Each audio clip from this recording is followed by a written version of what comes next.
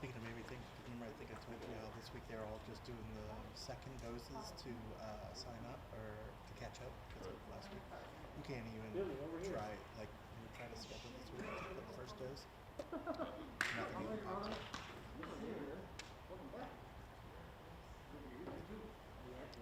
I'll try again next week. Maybe I'll get that Tuesday or something. So we're gonna have that conversation. We'll probably have Angela first and like less than 5 minutes.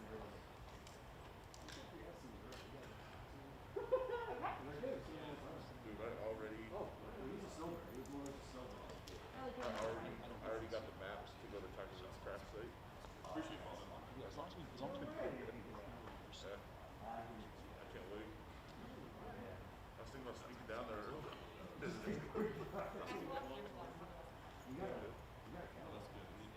Thank you, Five.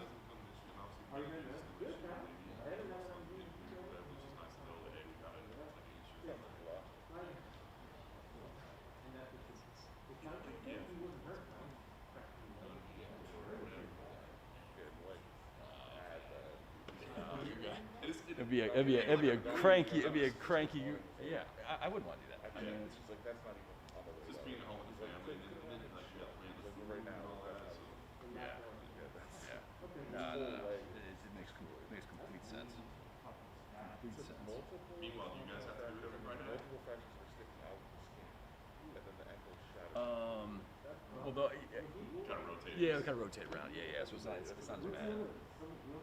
I thought about that after I left. I was like, here I am saying, I want to give up every Friday night. And I was like, what if they're giving up every Friday night? They're just going, oh, so tough. But We got enough where it irritates. I thought about that after we talked. I was like, what if you just like, wow, Morgan's fine. No way. Yeah, usually it'll be myself or Dave, Nabi or Chelsea, Lillian or Christoph. Renee is, she depends on if Dana's here or not. She Makes sense. I should. Cool. I appreciate that. Of course, man. Of course. I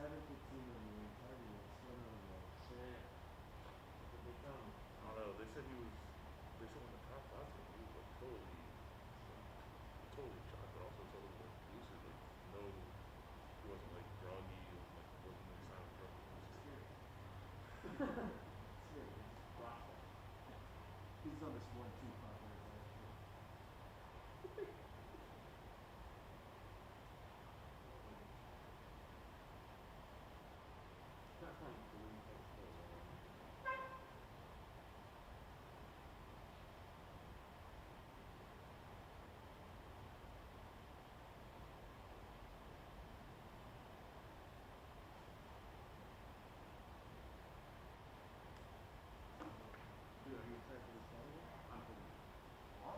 Because this is like a murder type of Caceres fight. But you know how he's on the map. It's one of those like, what you wish for? What do you call it?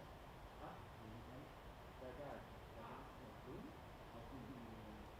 Croom. Now, when he got that big upset with the Yoder, so does he see that some people taking his arm out? Is that in season. And look what he did to Hooper. I'm saying, they changed it like a. And that says a lot. It changes like top. Did he find that time? Yes, he was getting his ass kicked and then got to the submission. I forgot to keep his face on. Yeah, he did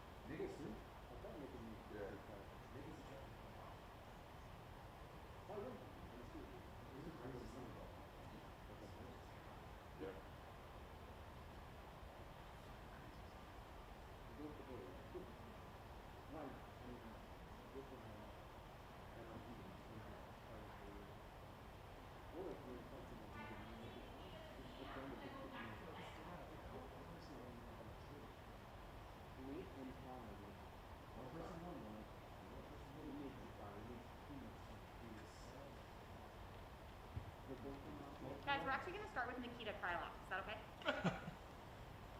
You sure? Because I have it right here. Are you sure? That's funny. Right here. That's not the hat. Let's ask about the hat. Oh, you can put it right here. Do I wear a mask? You can take this off so we can hear you right there. Coach, let me get you a chair. 1 second. Тренером. There you go. Yes, of course.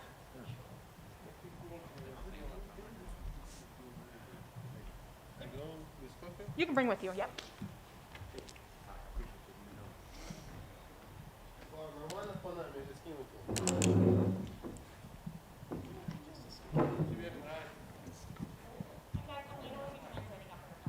Thank you. All right. But Nikita, you had a big win over Johnny Walker in March. I'm just curious, how important was that result for you, especially after a loss previously? Никита, у тебя была большая победа в бою с Джонни Уокером в марте. Насколько была важна эта победа для тебя, особенно после того, что предыдущий бой ты проиграл? Благодарю. Ну, эта победа была важна так же, как и остальные, в принципе. Любой бой важен для меня в первую очередь, потому что это опыт. Но победа над таким бойцом, как Джонни, добавила мне, наверное, уверенности в моих силах и показала мне, насколько я могу следовать плану на бой. Поэтому я в хорошем настроении. Well, every win is important for me. But with Johnny Walker, when I feel like I gained a lot of experience and it made me very confident for the next fight. I feel very good. And then, of course, you were supposed to face Volkan Oezdemir in October, but he had to withdraw. Were you upset that you couldn't get another opponent and you didn't get to fight? Ты должен был драться с Волканом Оздемиром в октябре, но он был снят с боя. Расстроен ли ты был, когда не нашли ему замену? Да, безусловно, это не было хорошей новостью для нас, потому что я провел хороший лагерь и буквально за пару недель, наверное, за неделю до вылета на Бойцовский остров мы узнали об этой новости, ну и слегка разочаровались. Но it is what it is. Yes, of course, I was a little bit upset because my training camp was great. So, but it is what it is. Good English. So overall, how would you describe your 2020? I mean, you got one big win, but you only got to fight once. So was it a good year or a bad year? В общем, как бы ты описал свой 2020 год? У тебя была одна большая победа, но ты только дрался один раз. Я думаю, для многих 2020 год был непростым. В целом, все прошло хорошо. Я провел достаточно времени со своей семьей, со своими близкими. И я рад тому, что происходит. И рад вернуться снова в UFC. И драться, готовиться к бою. Я люблю это дело. Well, 2020 was a difficult year for everybody. But on the other hand, I spent a lot of time with my family.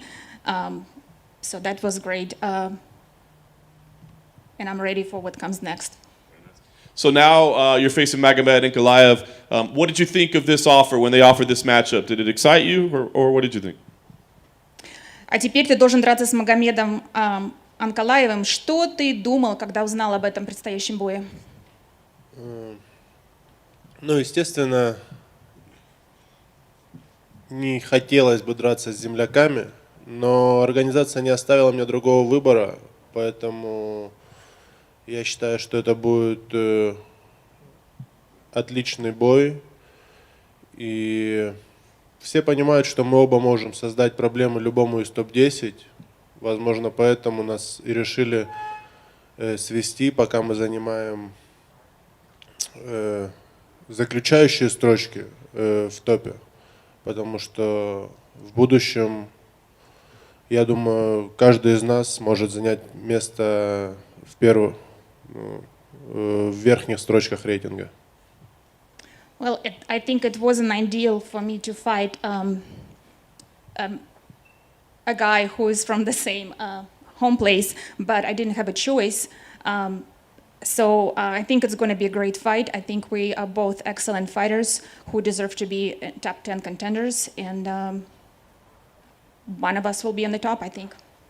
It was interesting. So I was going to ask. He's on a 5-fight winning streak, but he hasn't faced anybody in the top of the rankings. So do you feel like he's deserving of some of the attention he's been getting lately? У него 5 побед подряд, но он ни с кем не бился, кто находится в рейтинге до сих пор. Ты думаешь, он заслуживает всю эту шумиху, которая сейчас вокруг него говорится? Ну, если это говорится, значит, наверное, он заслуживает. Он так точно не делал никаких громких заявлений, но почему-то внимание к нему привлекается. В свое время я тоже был на серии из 5 побед перед боем с Мишей Циркуновым. И все циклично в этом мире. Возможно, в этот раз мы поменяемся местами. Well, if there's hype, then it means he deserves it. But everything everything can change in this world. I also had 5-fight winning streak in the past, so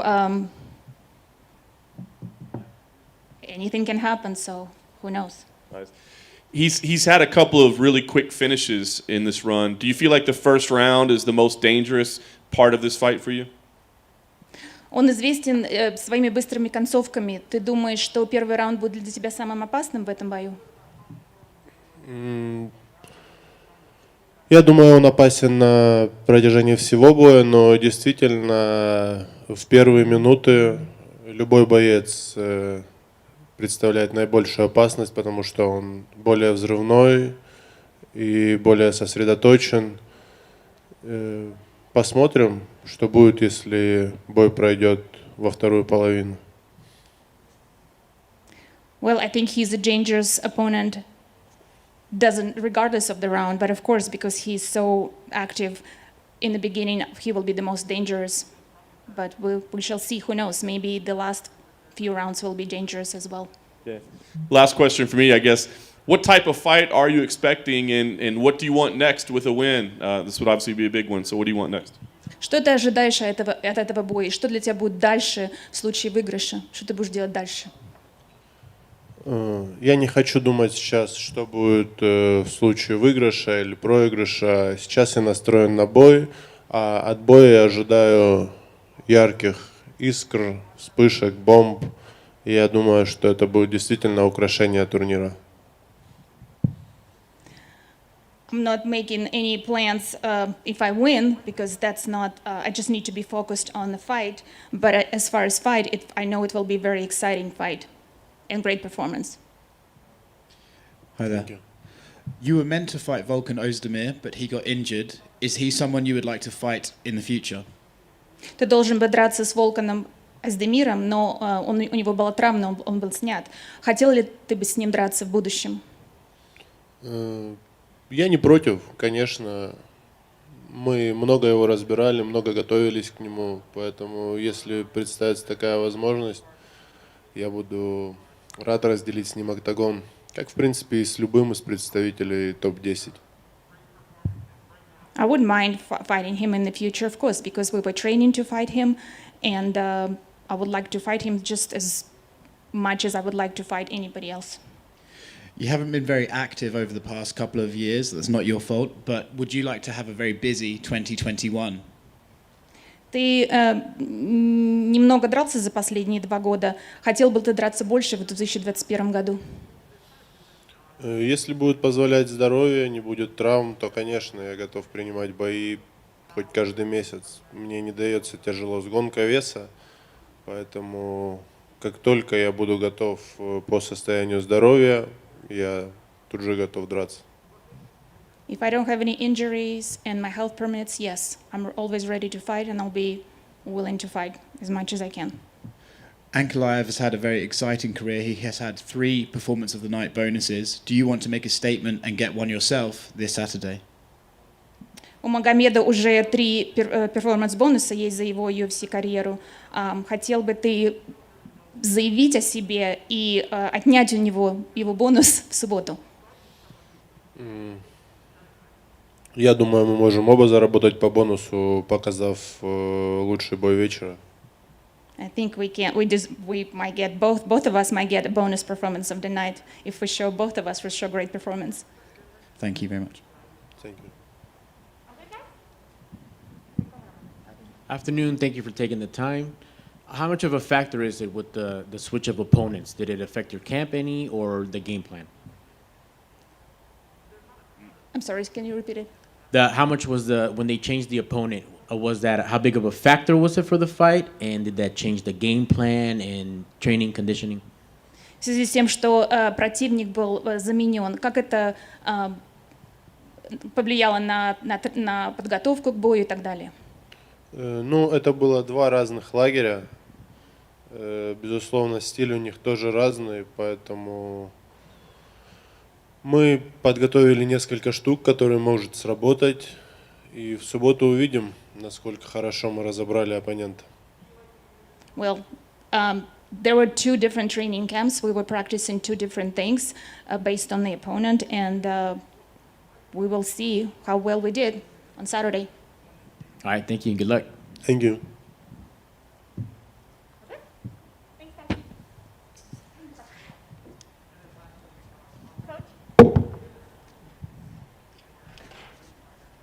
Coach? Good job.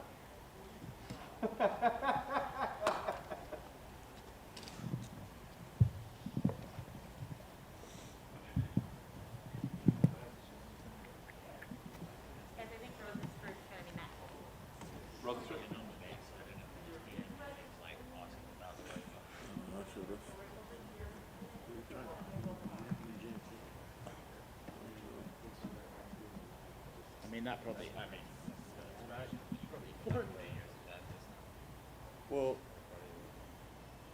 yeah, I mean, I don't know what kind of answer I got. He's leaving the mics on. your I definitely like to. Hello, check, check. Yep.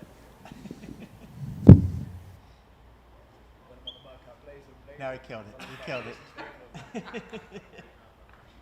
You're safe. You're safe.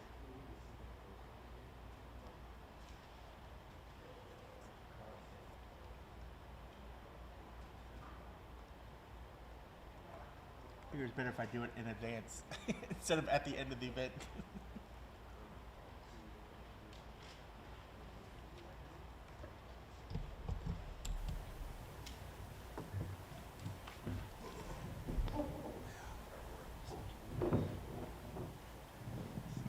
Hello, hello. How you guys doing? Good. How are you doing? Main event, headlining a card, Vegas. What's the feel like for you right now? Nah, I'm feeling great. Yeah, it feels good. Finally being fighting again. You obviously you suffered the loss, which I know was frustrating, but you came back and got a win over a former champion. What was the importance of that victory for you? Nah, I mean, got a loss, come back in the octagon, have to win, get back on the winning side, feels good. And now you can continue, focus on your career and being happy and go forward. Nice. Does that instill confidence? I mean, beating a name like that, I mean, a win is important no matter who it is, right? But beating a name like that, I'm curious, does that do a lot for your confidence and feeling of where you are? Yeah, of course, because Junior is a big name and he's a former champion, so it always feels good and bring your confidence back. Fair enough. Took about 6 months to get you back in. Was that okay for you? Was that time frame all right, or were you a little disappointed that it took so long? I was disappointed, but I'm happy that I'm here again and looking forward to this Saturday. And then they give you the matchup with Ciryl. I'm curious, right? Because he's got a lot of momentum behind him, right? But he's kind of a newer name. So did the matchup excite you, or did you think like, I just beat a former champion, give me a bigger name? Nah, I mean, I always want to fight. I want to be busy, so it doesn't matter who it is. And this guy right now, a lot of hype, and he's the type of fighter who can move. He does a lot of things, so it's an exciting fight, interesting fight. Yeah. Fans are going to love it. Obviously, the styles are great. I'm curious, do you feel like you have an advantage over him in some ways? Because I kind of feel like he's in the position you were in, right, before you had the setback, that maybe he doesn't know exactly everything he needs to know yet? No, I don't think like that. But I mean, we all train, so we're gonna go there and put down our best performance. And especially for me, a win is really important. So I have no different thoughts about that. You seem to have a lot more experience in combat sports, though. Like your MMA records aren't that far apart, but you have a lot more kickboxing. Do you think that provides you any advantage at all with all the experience you have? 100%. I think my kickbox record always helped me in my situation right now in MMA. We're kind of looking at this as a #1 contender fight, right? I mean, it could be a title shot next, or we know we got John Jones coming in also, right? So do you feel like you got to take a backseat to John Jones, or do you feel like maybe you deserve it over John Jones? I mean, for me, it doesn't matter. I want to win. And after this one, I'm looking for a quick turnaround. And I want to fight one more before I fight the title shot. So for me, John Jones can go first. Nice. So that would mean Derek Lewis probably? Is that the fight that makes the most sense after what he did last week? Nah, it makes sense. But I don't think you want to run into Derek Lewis big punch. Subtle trash talk. I like that. Well, listen, I think everybody's expecting this to be a pretty quick fight. Overall, do you feel like we're looking at probably a one-round type fight? It might be. I mean, I'm in shape. I'm ready. I can go 5 rounds. We're gonna see what kind of opportunity appeared in the fight, and I'm the guy who's able to stop a fight when the opportunity appeals. Last thing for me, is there anything that he does that is dangerous, that you see? That, I mean, obviously in heavyweight, everybody's got power, right? But is there anything you look at and say, that's one thing I got to be concerned with? I mean, yeah, he's flexible. He can move. So I mean, he's heavyweight. It's gonna go back and forth. You walk on a heavy punch, it can be over. So I'm gonna be there and pressure him, see what kind of mistakes he make, and make sure I can finish the fight. What's up, man? How you doing? We're talking about how Cyryl's got a lot of hype behind him and stuff. Do you look at that and think, well, if I beat him, I'll take all that hype and I'll move forward with it? Yeah, 100%. Be the guy like him right now with all the hype comes to my side. But the most important thing is win a fight, feel confident. I lose the fight against Francis. My ego got a little bit damaged. Win a fight over Junior, come back. So right now is to follow the journey and make sure I win the fight and feel good. Do you look at that Francis fight like kind of a freak fight? It's not like it just kind of happened out of nowhere. So can you take anything from that, or do you just have to say, oh, it happened, let's move on? No, I take a lot of things from that because I didn't look only the fight. I also look at my camp, my preparation, how it goes, and all those things. So that's a lot of things you can take away from that period that happened between the fight. Ciryl says he doesn't watch fights. He doesn't even know who he's fighting. He just goes in there and does what he does in the gym. Does that surprise you? Do you think fighters should watch their opponents? I think sometimes fighters lies. And yeah, I mean, we are professionals, and you have to watch fights to know what you're up against. So if he doesn't, I'm happy. So it's easy for me. You said you wanted one more fight before you fight for a world title. Why do you want that one extra? Because I want to be ready for the title fight, and I don't feel like I'm ready right now. Why I'm saying that? I want to get myself more going, be in the wash machine, be in the octagon, get that feeling. And especially last year was a really bad year for all of us. If I can speak for the other fighters too. I'm a fighter who like to be busy, 2-3 fights, 4 fights a year. And last year I had 2 fights, so it take a little bit longer because of the pandemic to get back in the octagon as well as now. You have 3 names, Stipe Miocic, Francis Ngannou, or John Jones. Which one of them would you like to fight for the heavyweight title? I mean, I want to fight the best. If John Jones sitting on the throne, or Stipe sitting on the throne, or Francis, that's what we're after, the gold. And who's sitting on the throne, that's the person we're after. Thanks, man. What's up, man? You said your ego took a hit after that fight. How difficult was it for you mentally to kind of bounce back from that? It was really difficult. It doesn't seem as that because hit back to the gym, work even harder what I did before, and I came right back in the octagon and get a win. And that's why it seems maybe it did nothing, but it does a lot. Of course, even if you lose to a decision, it does something to you because you work so hard for where we're going to, and then something like that happened. I mean, yeah, we're going back and make sure that doesn't happen again. And also, it was, you already mentioned 2020 was a crazy year. It was a bad year for a lot of people. To kind of deal with a loss and deal with the mental, exhaustion that you kind of go through losing, and to have everything kind of shut down, like the world is not going. Like there's nothing you could do to kind of get away, right? Like how much more difficult did it make it to happen during a pandemic? It was hard, but I've been going through a lot of things in this life, and that wasn't the worst. So for me, it was more like I can make two choices: being home and sad and think how that happened, or I can think how that happened and being working at the same time. And that was my choice, and that's how I get back to the octagon real quick. How soon did you go back to the gym after that loss? Right away. Yeah. I mean, we drove home because I was in Jacksonville. I live in Florida now. We drove home for 4 or 5 hours, and I think after 1 day, 2 days, I've been doing my cardio and working on my own thing. So it was fast. What was that drive like?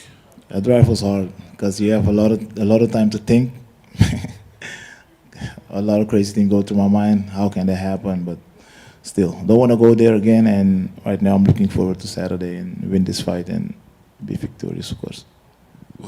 Who was with you on the drive? My coach, Michael Bob, King Mo, and another friend of mine. How do they try to make you laugh? Do they what are they doing in the car to try to console you a little bit? I was really upset, and I didn't talk much. It was like everybody's calling me, and I turn my phone off, and just drive home. That was it for me. Thanks so much, man. Appreciate it. No problem. Afternoon, big boy. Thank you for taking the time. How you doing, sir? Are you, the adjustment from Florida to Nevada, how's that? Coast to coast, you got that humidity, and now you're over here with this dry heat. Did that affect you any? How do you like the change for a little bit? Right now, it doesn't affect me. We came a week earlier, especially because of that, and I thought I would be feeling different, but I'm feeling good. I'm feeling the same way, and yeah, I'm good to go. Excellent. And you touched on the Ngannou fight, so quick question for that. Failure is the greatest teacher. Are you grateful for that it helped you adjust? Because your opponent now has that undefeated hype that you just had. So are you in a better place than he was thanks to that loss? Of course. The failure is the better teacher, of course, and I learned from that. And I don't know if he's in the position I was, but right now, what is the most important thing is I face him in this octagon this Saturday, and I'm putting him away. Excellent. Thank you, sir. Good luck. No problem. Thank you, sir. That's it. All right. You guys have a great night. Great day. Thank you.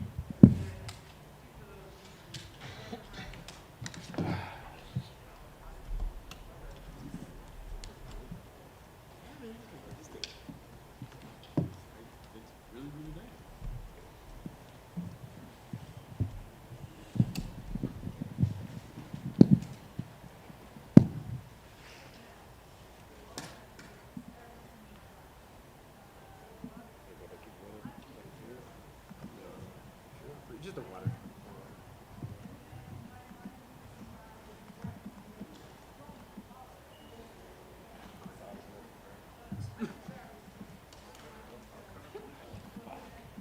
They have pepperonis back there? You good?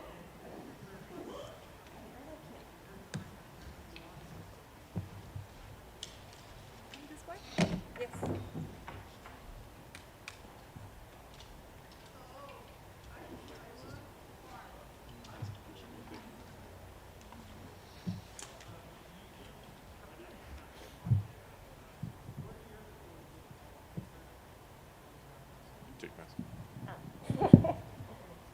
We're also used to him now, right? Whoever would have thought? It's like my comfort blanket. So listen, I mean, 1 week's notice. I mean, how did this come together? Were you itching to fight, or did they just need you? How did this play out? A little bit of both. I was itching to fight, and my manager hit me up and he was like, Tisha won't fight you, and we have maybe an offer for Virna Jandiroba in June. And I was just like, damn, that's so far away. And then he's like, we can gamble because a lot of people are falling out of fights, or we can take the June fight, but then you're off of the short notice list. So I was like, you know what, let me think about it. But yeah, let's gamble. And so we're waiting, and a couple days pass, and I'm like, you know, I should just take the fight. Like, I don't know when I'm going to be able to fight next. And then I got a call and they're like, hey, we got to fight for you. So I definitely felt kind of lucky, you know, the luck of the bet or whatever. And knowing that it was next week as opposed to next June, I was definitely more ready to say yes, just because, like, I'd rather get it done now than wait for months and maybe even not have a fight. So yeah, I was stoked when they called me. Was there any part of you that did? I mean, I know that you've always been the kind to like jump in and take fights, right? But I mean, your stock is kind of elevated lately, even in some setbacks. So was there any part of you that was like, you know, certain people kind of reach a certain level and they go, I can't take short notice fights. I need a full camp. I got a plan. So did that play into your thought process at all? I mean, it's always going to be there in the back of your head, but I feel like it's just that fear of performance. And for me, the best way to deal with it is just by getting in there over and over. It's like when the water is cold, you just got to jump in it. And the longer I wait, the more anxious I get. So I love jumping right in. Last time I took a fight on a week's notice was in Invicta, but I got a knockout there. So I think when I go in there with just a lightness, then I'm able to perform even better. Like, I'm able to perform like I do one of my best days in the gym. So that's like my goal, is just to make it so that even with a fight camp, I'll be able to go there light and loose and just with the confidence that I have taking a short notice fight like Cowboy, you know. But yeah, that's always going to be there, but it doesn't change. There's always a different type of circumstance that creates stress, and just taking advantage of the opportunities that are given to me has gotten me really far. So it's hard for me to turn that down now. Yeah. You said that your manager said Tisha won't fight you. We've seen a little bit of the back and forth on social media, obviously. I mean, is that a fight that does interest you, or now the way things have played out, do you feel like just I don't want to mess with this girl anymore? I think she's a punk, you know. I don't think she wants to fight someone she already beat. She made that mistake when she fought Rose again and she lost. And she still seems proud of the fact that she beat her, even though it was like 8 years ago. So I think I feel like that ship has sailed. I don't think she's going to do it again. I think she's just going to try to write off the fact that she beat me when I had like 2 fights in the UFC. And that's okay, because every fight that I have, I build my confidence, and I feel like fighters who try to hold on to their ranking and who try to just live off of a win for as long as possible, I feel like they create more stress for themselves, and they let that anxiety build up, that anxiety of performing, like I said. And, you know, like, if she doesn't want to fight me, so be it. I was just pissed because there were literally no other options. And that would have been, like, the fight that I had already prepared for. And I'm like, yeah, let's go. Let's do it. So I'm happy I got a fight. I'm happy that Yoder isn't a punk. And, you know, hopefully after we fight, there'll be something else in the horizon. But right now, everyone is either booked or injured. So it's slim pickings right now, especially for girls in the top 15. So like you said, you got another rematch instead of the one that you were planning on. Was this a rematch you ever even considered? Did you ever think y'all would cross paths again? Not really. Like, I hit her up recently to train with her, you know, because she's in Temecula and I'm in San Diego, so it's pretty close. So I definitely didn't think we would fight again. I was happy your camp said yes, because I thought they'd be like, we'll pass. But at the same time, like, she's getting to fight a ranked opponent in me. And, you know, a win over me would be great for her career. So of course she's going to jump at the opportunity. But, like, I still think she's a cool girl, and I would, like, love to train with her afterwards. But first I got to whoop that ass.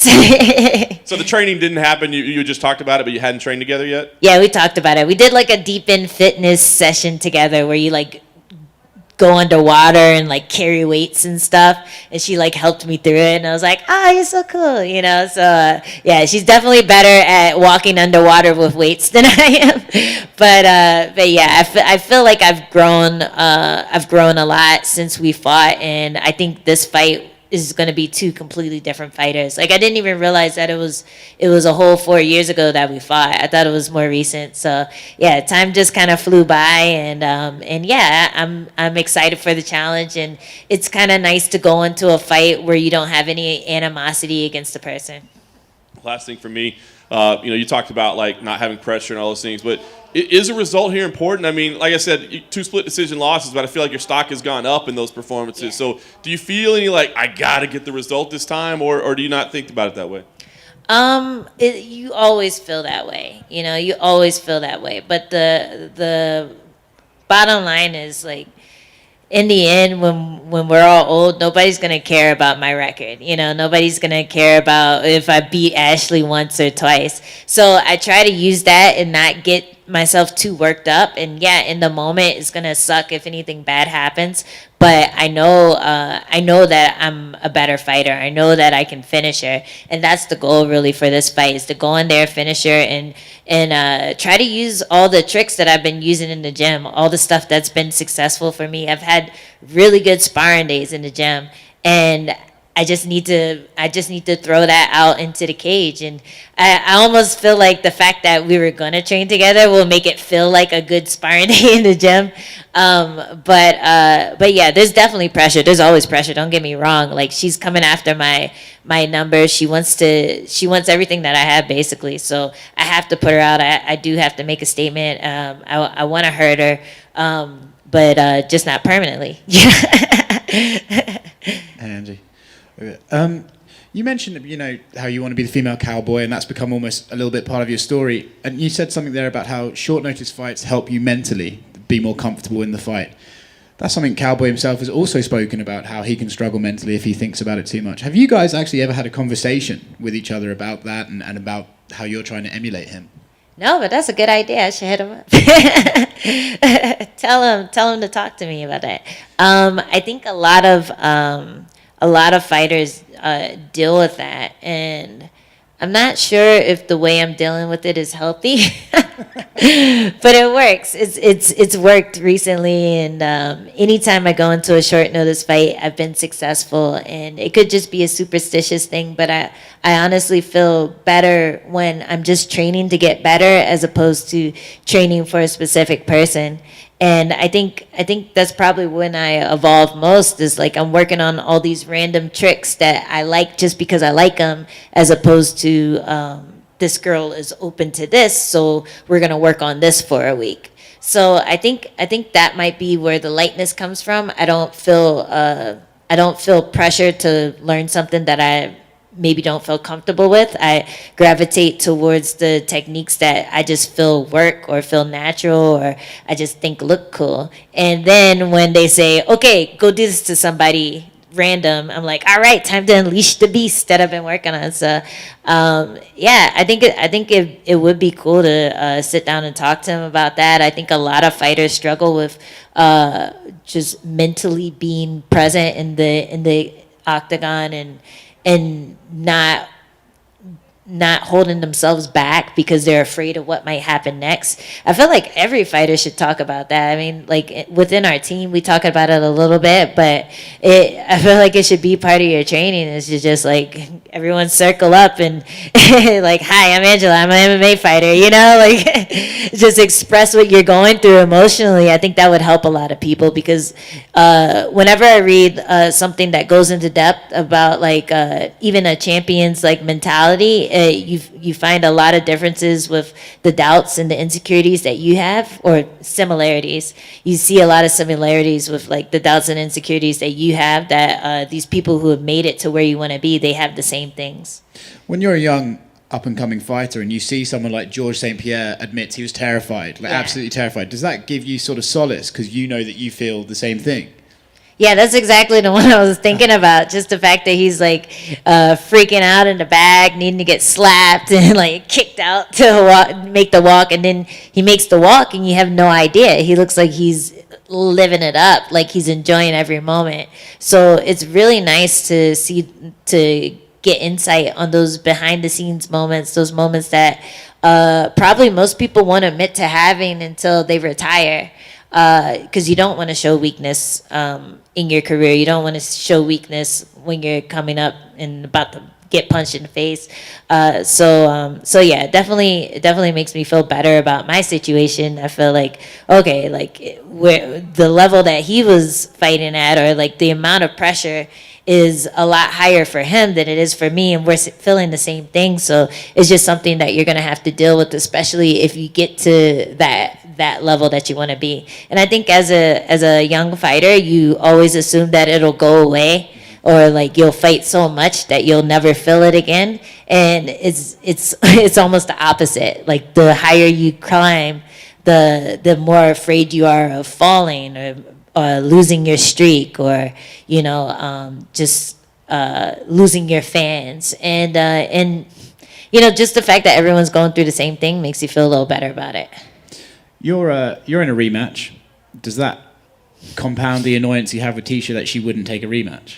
I don't know. Yeah, I guess it does. I mean, I took a fight that was available, and it's a rematch, and I definitely feel confident because of the way that the last fight went. And it does annoy me. It makes me think, if she really felt the way she says she feels, like that confidence that she's exuding in her clapbacks or whatever, then she'd fight me. Then she'd sign the contract and fight me, because she knew that she would get another win, she'd get money in the bank, and she'd be one step closer to fighting for the title. So yeah, if that was her ultimate goal, to fight ranked opponents and get a title shot, then fighting me would have been a great option. But yeah, she's lying. Bitch scared. And last thing from me, John mentioned, and I would agree, that your stock has gone up despite the results recently. Do you feel that's the case, and has even the UFC sort of made you feel like you're a bigger deal these days? Yeah, I think I'm getting up there. I still feel like I'm not really mainstream yet, so people can still get in on the ground floor before Angela Hill is like a really big deal. But I think I'm creeping up there, and I think the best way to get those fans is to get like emphatic wins, to get finishes, and that's something that is hard to do, but it's possible. And it is annoying hearing, oh, you got to finish your fights. That's the only way to make sure you win, but it's true. So that's what I've been trying to do, just work on getting closer to finish your fights. And the more dominant you are, the more likely you'll win a decision if they survive your dominant domination. So that's the ultimate goal, is just to dominate to the point where they either quit or the judges have no choice but to score it for me. It's a weird question, I guess, to ask when you just talked about confidence issues, but when you have a win over somebody, you step in the cage with them, you look across, you're like, oh, I already beat this girl. Like, Yeah. I got this. Like, is there a danger of getting too overconfident when you step in there? Definitely. I think that's why people don't usually take rematches against someone they beat already. They're like, I beat you already. No, I don't want to do that again. Like, the stress is always the same, no matter whether you beat them, no matter if you think they're a scrub.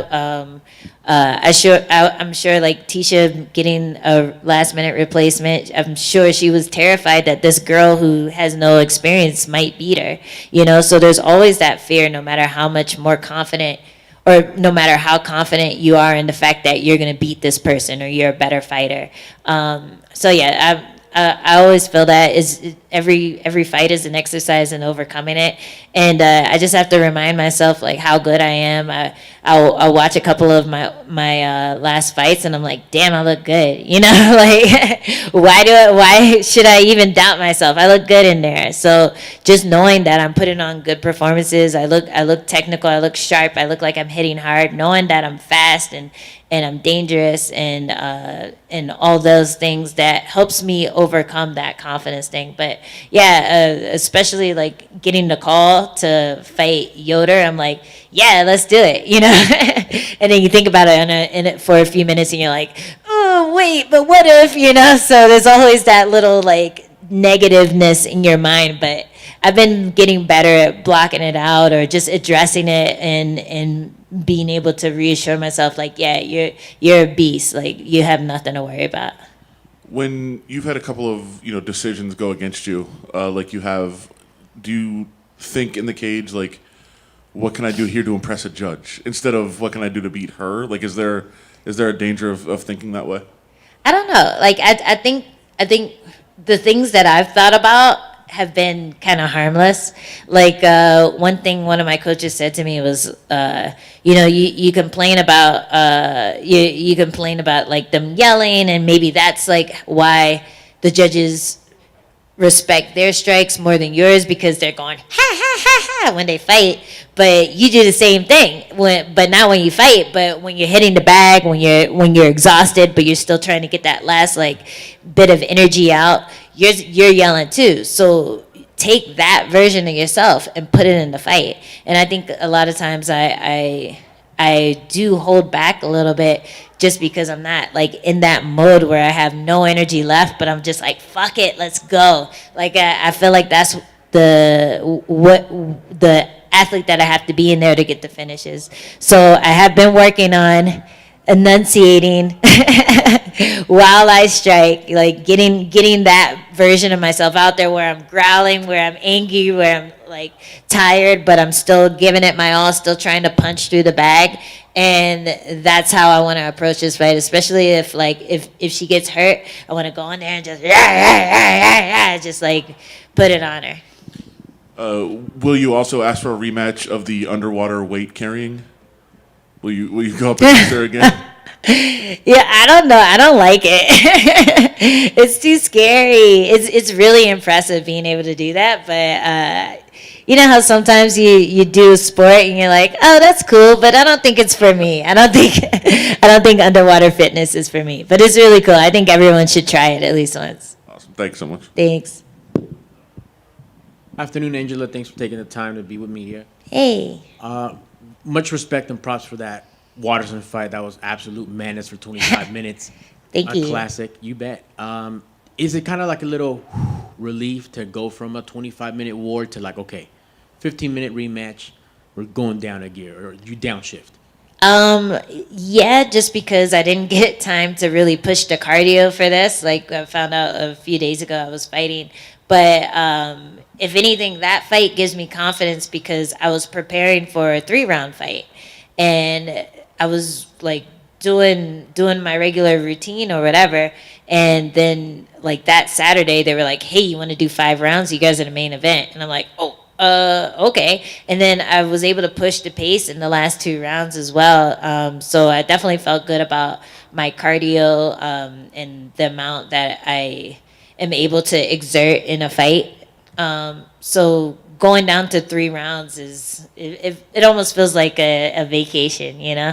But I'm definitely happy for the 3 rounds. I probably wouldn't have wanted 5 rounds this time just because I only had a week to prepare. But I have been training and my cardio's felt good in training. So I feel like at any time, if I'm training at least like 5 days a week, then I'm ready for a 3-round fight at any point in time. So yeah, I feel confident in that. And yeah, it's nice to only have to be in there for 3 rounds.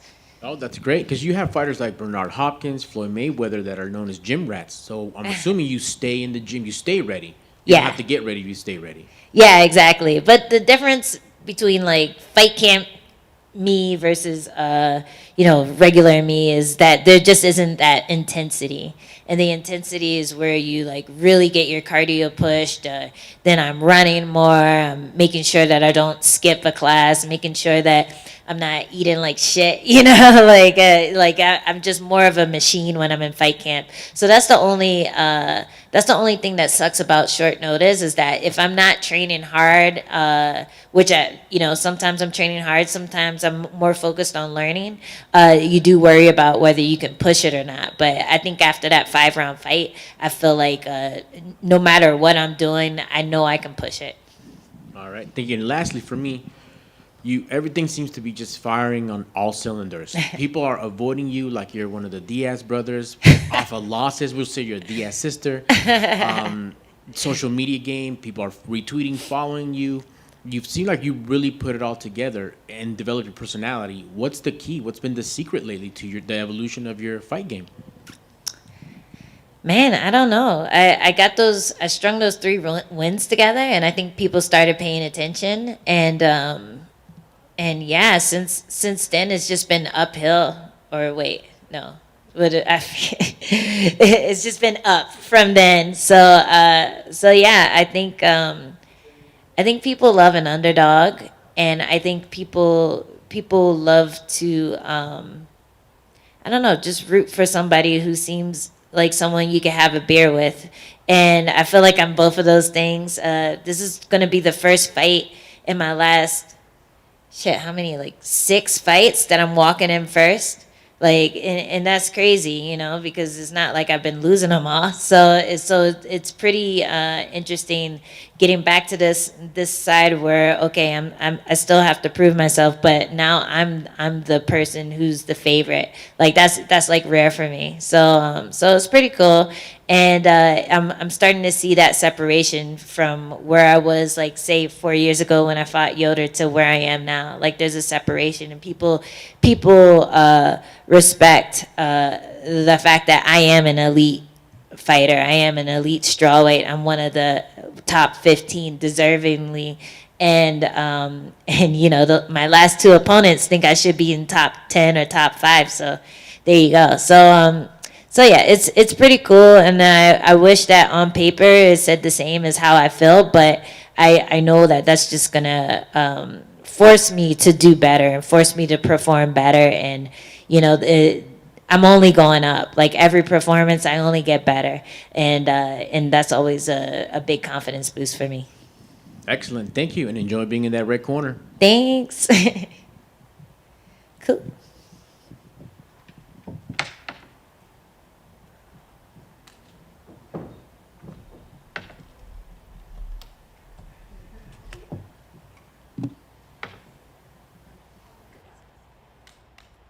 Thanks, guys.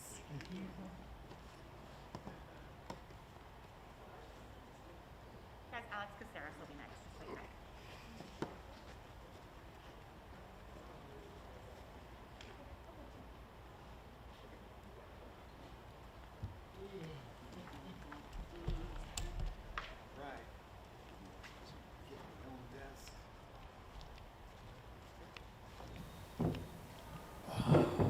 Is this brandy water?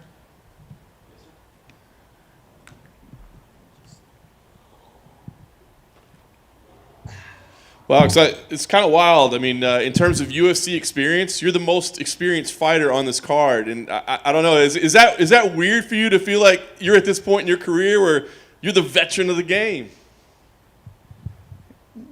Damn, I guess I'm feeling a little old, but no, I never really thought about it. I know I have a lot of experience, and I've been with the UFC for a very long time. I have played with the notion that I know that in a couple years or a year and a half, I would have the longest career as an active fighter. That's for sure. And I still got a lot of years ahead of me, so I can try and make a record that no one's going to catch up to. But other than that, I haven't really put too much thought about it. Yeah. Everybody is pretty experienced, I feel, but I guess, yeah. Had you ever thought, I mean, when you got into this game, I mean, did you think you'd be doing it this long? I mean, obviously you came in as such a young guy. Did you picture, like, this will be a part of my life for this long? Well, with the UFC, to be honest, no.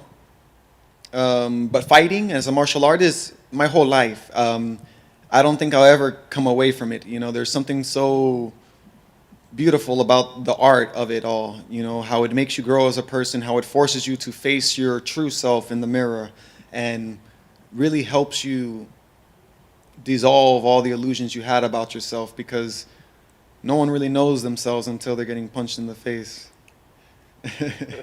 So then they match you up in this fight. We talk about all your experience. They match you up with a guy that's got less than a minute of UFC experience. Just curious what happens when you get a name like that. Do you bother scouting and trying to find tape and trying to watch stuff, or do you even get into that? I never did. I never did in my entire career. I don't know. I just never. I'm a fighter, man. I like to get in there and just do it. It doesn't bother me how much experience the person has, to make it here or to do fighting in general, wherever it may be. It takes a strong will, and to bounce back and to keep doing it, it takes something special. So everybody, to me, is a great reflection of myself that I can better myself through. I think it's been 6 months since your last one. Was that an okay time for you? Is that about what you like these days, or would you have liked to fight, more frequently? Oh, whenever they call me, I'm ready to go. It doesn't matter to me. If I feel like I need more time, then I'll take more time. But the time kind of flew by. I didn't really see it pass. Can I ask what the focus is for you, in the gym, like during this time? I mean, obviously, as you said, martial arts is going to be a part of your life forever. So, I mean, are there techniques that you're working on? Are there philosophies that are working? Like, what do you do on a daily basis in the gym? Do you see yourself like improving yourself as a fighter or aspects? What is your focus? Well, definitely. Every day I try to be 1% better, if I can be, as a human in general. But then as a martial artist as well, I'm always getting better. I see the progressions all the time. I feel myself getting stronger, faster, sharper. No matter what happens, even in the past, whether I win or lose, even the fights that I lose and I look at them retrospectively, I saw where I was better in that fight that I lost versus a fight previously that I won. So I come out looking at the growth more than the immediate result of the fight. Sometimes there were wins that I had that were more distasteful than losses that I had. So to me, it's about the experience. Yeah, that kind of leads me. I was kind of wondering, like, what your goals are in this career, right? Because I've always felt like to you, it's not necessarily just about wins and losses. Maybe it's not even about titles. I don't know. It's about this development as a martial artist. So, are there things that you want to check off, though, in terms of accomplishments? Not really. I don't have any goals necessarily with the UFC, except to keep fighting with them. But as a human, I just want to grow as a person, become more patient, become more at peace with myself, become more loving as a person and through my actions. So in life, those are my goals, to be better. But besides that, outside of anything, there are no, I guess you can say, goals that I'm reaching for. Well, more important than any of this fighting stuff, what's the update on the garden? Are there any new products in the garden that are blowing your mind right now? Give us the update. Well, I moved back to Florida, and so I started a new garden in Florida, and damn, it's easy. It rains almost every day. Got plenty of sunshine. It's tropical, so we're growing lots of bananas, papayas. We even got mulberry tree. I have a miniature avocado tree, guava tree, passion fruits.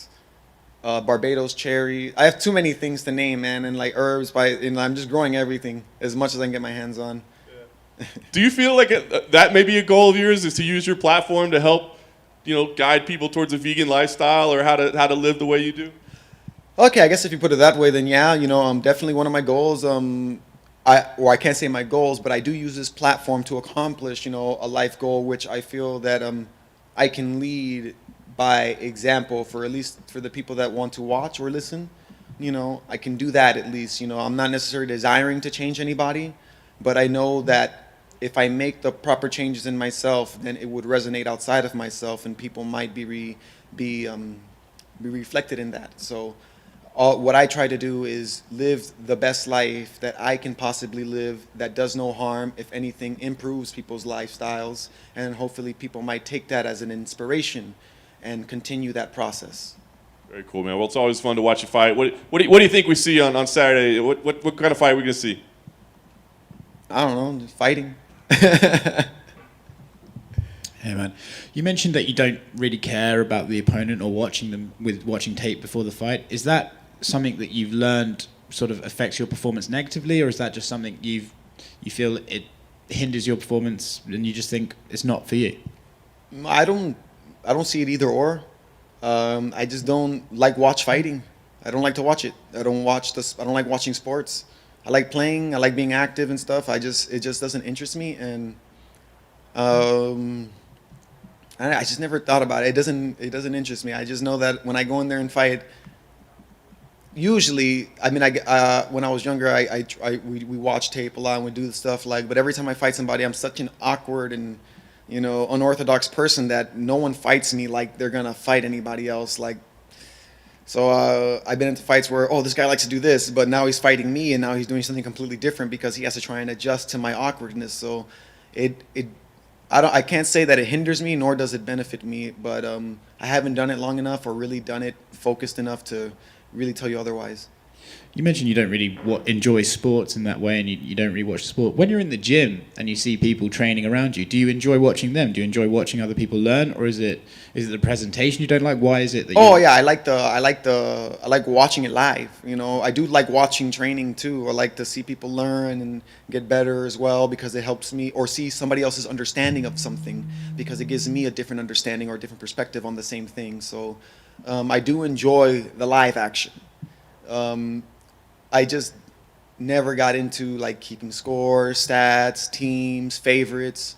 Just never got into that one. Last thing for me, you mentioned one of your goals is to continue growing as a person. Is that something that ever finishes, or is that something that you just do until the day you die, just continue to grow? I think that's something. I think that's a lifelong process. I think we don't cease to do that. No, I wouldn't want to. You know, if there's room for me to grow and be better, then I will accept the change when it comes, and the best way I can. But yeah, I don't see me reaching a perfected state in this life. You know, like where that's it. I have nothing else to achieve, and even if I did, I would still perform actions correctly. Alex, I know you had a longer winning streak earlier in your career. One was changed to a no contest, but this is technically the longest winning streak you've been on. Do you feel like you're as good as you've ever been? I definitely feel better than what I was. I feel every day I get better. So I know every fight that I get into, you're going to see the best version of me. You know, I'm going to put it all out there. So yeah, I can say this would be the best version of myself right now. I feel like I have more of an understanding of myself where I can perform with less limitations. And you know, you talked about the longevity that you've had, this long career. I mean, how proud of that are you that you've been able to stick around this long and be a part of this long? Like, so many people get to the UFC and that's as good as they've ever done. Like, that's their peak. You've been able to kind of stick around. So I mean, how proud of that are you? I have a lot of gratitude for it. I can't say I'm really proud of it, you know, to say, but I'm more proud of the fact that I don't have cauliflower ear after I started training and wrestling in high school all the way to right now. You know, I was able to avoid that, minimal scars in my face. I do enjoy the way that I perform, so I'm glad how everything is turning out to the way that it is, yes. Thank you for taking the time. Alex, congrats on coming back to Vegas. This is kind of like a homecoming. I saw you fight at The Ultimate Fighter, season 12, and now you're here, still on, the UFC roster, main cards. Give me a little gem on this evolution of who Caceres is. Well, I can see when I was younger and first starting out, especially with the UFC, I was more... it's very hard to explain. I was just more like kidding around, I guess, like still trying to find myself. I was still uncertain of my career path, and I was not too long out of high school and kicked out of high school, I should say, so I didn't have any other options, and I was looking at getting my GED around the same time I was trying to get on the show, and I was trying to look for something more solid foundation. I was in a very confusing state of my life at that time. Now I know who I am, and I think that's the big difference in my career now. Awesome. Great to hear, my man. Your opponent called you out after his big win here at the Apex.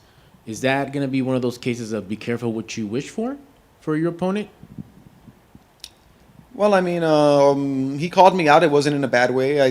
He said, I would like to fight Alex Caceres. I think that will be a very exciting fight. He's correct about that. It will be a very exciting fight, He doesn't seem like a person, that, at least with me, that's talking trash or trying to bash me down or anything like that. And either or, even if he was, it wouldn't bother me. I don't care if you call me out. I feel people that have to charge themselves before a fight, and become somebody else before a fight, it's it's based out of fear. Not saying that it's not necessary and that it can't help you, but I know that's where it's based out of. So they don't mean it, you know, because at the end of the day, we're gonna shake hands and we're gonna hug each other after the fight. Excellent. Thank you, sir, and best of luck on Saturday. That's all.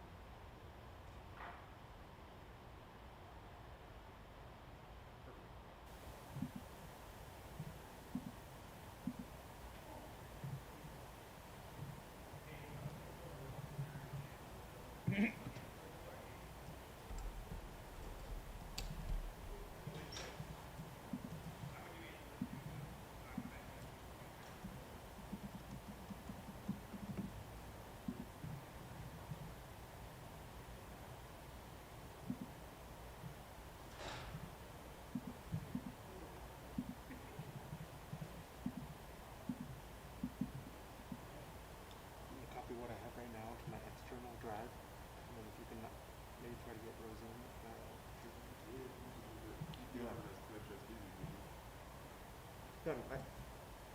You have a Thunderbolt, right?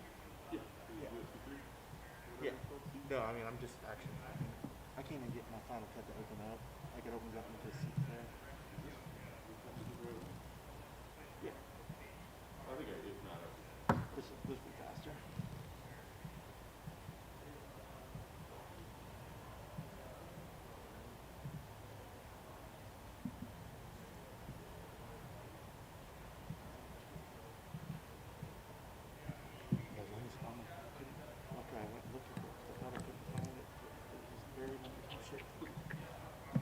Messy ass desk.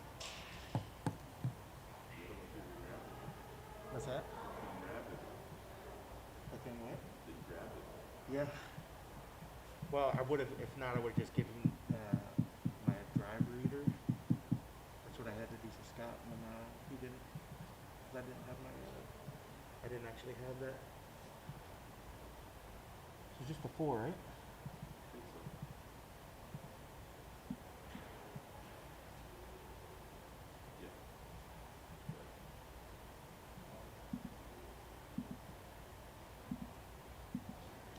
Doesn't usually always do this, but every once in a while, wireframes will just, it kicks up, it freaks out, and it takes up like all my system resources. It's my processor is like peg right now, like 90-some%. The only way it'll stop is to shut the app down.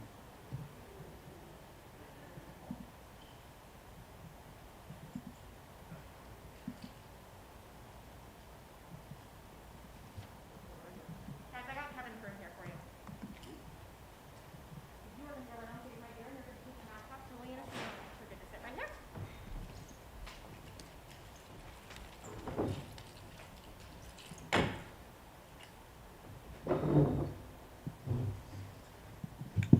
What's up? 0-0 in the UFC, right? You're all excited for your UFC debut? Let's go, baby.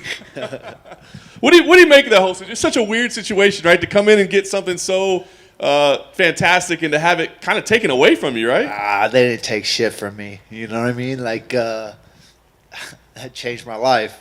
Y'all, here I am again. You know what I mean? I got paid like I won. You know, it's all semantics. He knows I won. I know I won. Fuck it, you know? Yeah. Please tell me the UFC didn't take the bonus, by the way. Nah, I got the bonus, baby. I was like, nunchucks with you there? Or yes, sir. You know it. Stay strapped all day. Fair enough. Fair enough. So, talk about coming into this week. Did you have to change anything in terms of marijuana usage ahead of this? Yeah, I quit smoking like 2 months ago, man, just to make sure they ain't taking shit from me this time. You know, it's garbage. I think you know, cases like yours are ones that people are citing and saying it is garbage. To be honest, bro, I took it on 36 hours notice. I came here and I was like, hey guys, I've been smoking. The UFC's like, cool man, no problem. Fucking Nevada. How can I bang a hooker here but I can't smoke weed and fist fight? What the fuck? This is garbage, people. And they're not going to change it because this is how they're getting paid. So, bullshit.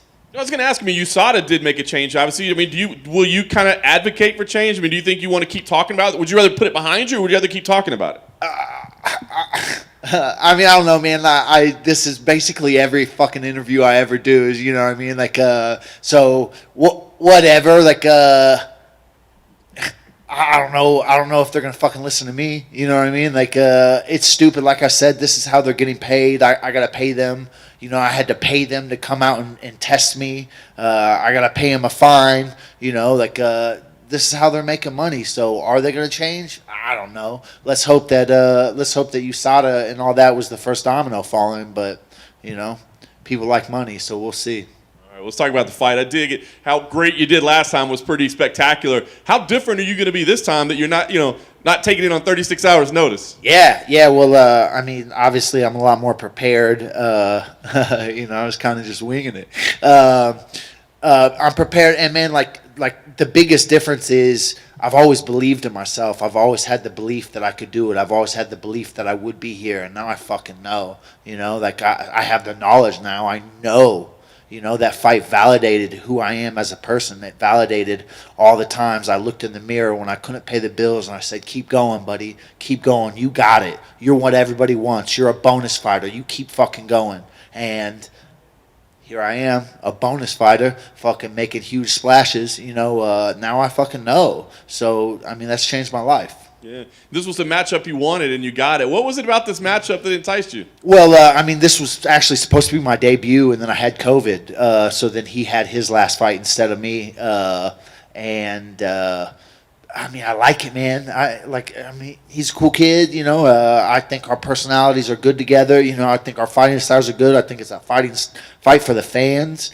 And once again, man, it took me a long time to get here, and I'm trying to take people out with names. I'm trying to be a superstar, and I'm trying to let the whole world know who I am. I'll be a household name by the end of the year. Do you put any pressure on yourself? To go replicate what you did in your debut is pretty tough in the UFC, right? Do you have to be careful that, hey, if the fight goes 60 seconds, like, we're still okay in here? Yeah, I've been doing this for a long time. I can handle 60 seconds. Lastly for me, what are you expecting to see here? You set the bar so high first time out. What are you expecting to see here? Yeah. I believe I catch him. It'll probably go a little bit longer, but I believe it's going to be basically the same. I think I catch him with my hands, and a lot of pressure from me. And whether I finish that up with a TKO or a sub, it does not see through. Hey man, did you say you quit smoking 2 months ago? Yeah. They say that after you stop smoking, you get crazy dreams. Have you had that? Bro, I've had the craziest fucking dreams. And I've been dreaming that I smoked, and I wake up so disappointed in myself. I'm like, shit, you ain't got no self-control. And I'm like, it's a dream. Okay, we're good, man. Yeah, dude, I can't stand it. My subconscious is fucking nuts, and I'm tired of them, to be honest. I understand. Second question, very important. With the nunchucks, how often would you use those in day-to-day life? Every fucking day, man. I stay strapped. I'm not playing. I got multiple, weapons on me at the moment. Weapons. That is all. Thanks. Just so we're clear, prostitution is illegal in Las Vegas. Oh, it is? You can't bang hookers? The rest of the state, yes. Las Vegas. Oh, well, still. the rest of the state, whatever, man. This is garbage, people. We can all agree. How quickly after the fight will you smoke? To be honest, I'm probably gonna lay off the reefer for a little while, man. I mean, I've already done it. Already been off for a few months, and man, I'm trying to fight next week. And this ain't gonna fucking happen again, people. So we'll see when they start relaxing their rules. I'm trying to fight as much as I can. Like I said, it took me a while to get here, and I'm trying to stack this bread, baby. You talked about that journey, and it was, a long journey to get here. A lot of fights that you've been through. What did it mean to you to actually step in that cage? Fuck, man. Amazing, like destiny, like you know what I mean, like just fucking amazing. Obviously to step in there, to have that experience, to be in the UFC, to get the win the way you did, and then what happened with the commission and everything. Did that take anything at all away? No, I mean, not at all. I was upset about it for like 5 minutes, and I was told I was keeping my bonus, so fuck them. What did you do with it? To be honest, man, I haven't done shit with it. I bought a friend a car. Friend, was in a tight spot and needed something, so I got to help a person out that I really care about, and I've had people help me out in my life, so it's just really awesome to be in a position that I can give back and I can help people. You just started to answer it there, but like you talked about the struggles. Like you've looked in the mirror, like what am I doing? Can I make this? To be in a position to buy somebody a car, what does that feel like? Fuck, man. Fucking spectacular, dude. I love life. I wake up every day.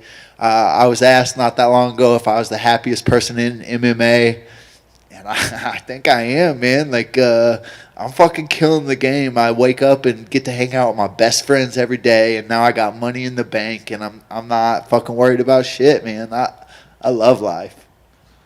I feel like most fighters when they come in here, we're asking about when you reach the title, when you get a belt, like that, those sorts of things. Like to me, I don't know what it would mean to you, but like I feel like you don't really care. You're just like here to do your thing. Oh, I mean, I am here to do my thing, and my thing will involve a belt. I believe I'll be a UFC champion by 2023, 100%. But fuck, man, I'm just gonna soak up every fucking moment. That's good. Thanks, man. Appreciate it. Hell yeah. Rock and roll. Guys, Pedro Munhoz should be up next for you guys, and there's lunch in the back. Thank you, sir. Right here. One more stop. Heck yeah.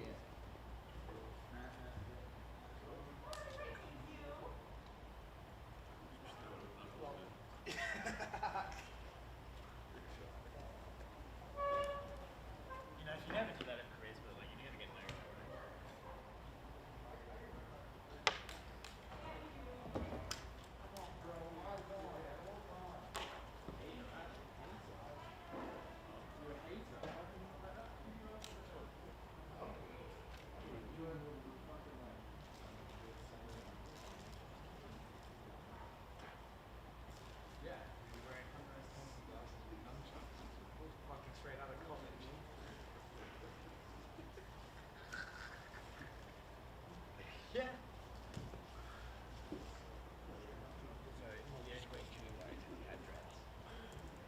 That's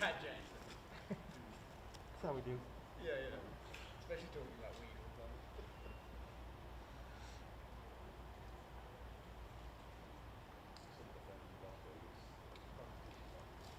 Yeah, no, I fucking nearly grabbed the mic, man. Yeah, you can't get it anywhere, can you? I know that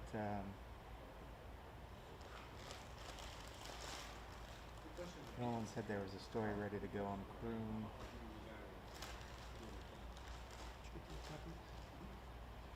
That was quick, didn't it? I fucking love it, right?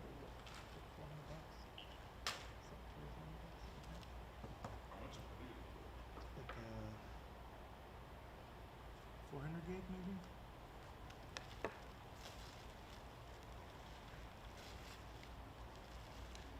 Bought it like maybe about a year ago or something, so I'm sure prices have went down on them, but yeah, these little solid states aren't cheap, but they're super fast.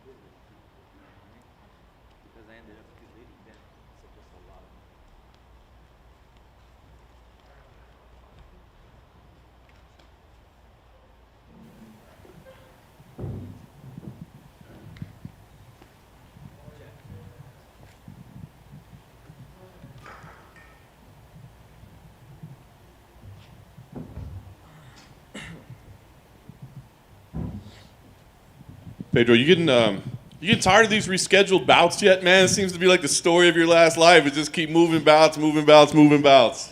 I'm used to it.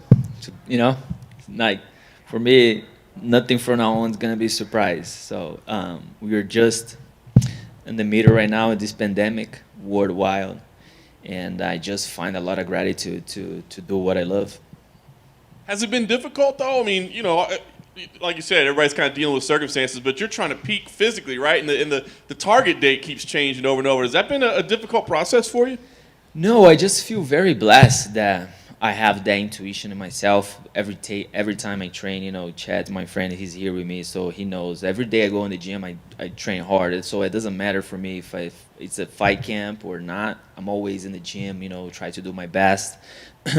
Try to help with training partners that has a fight coming up and stuff like that.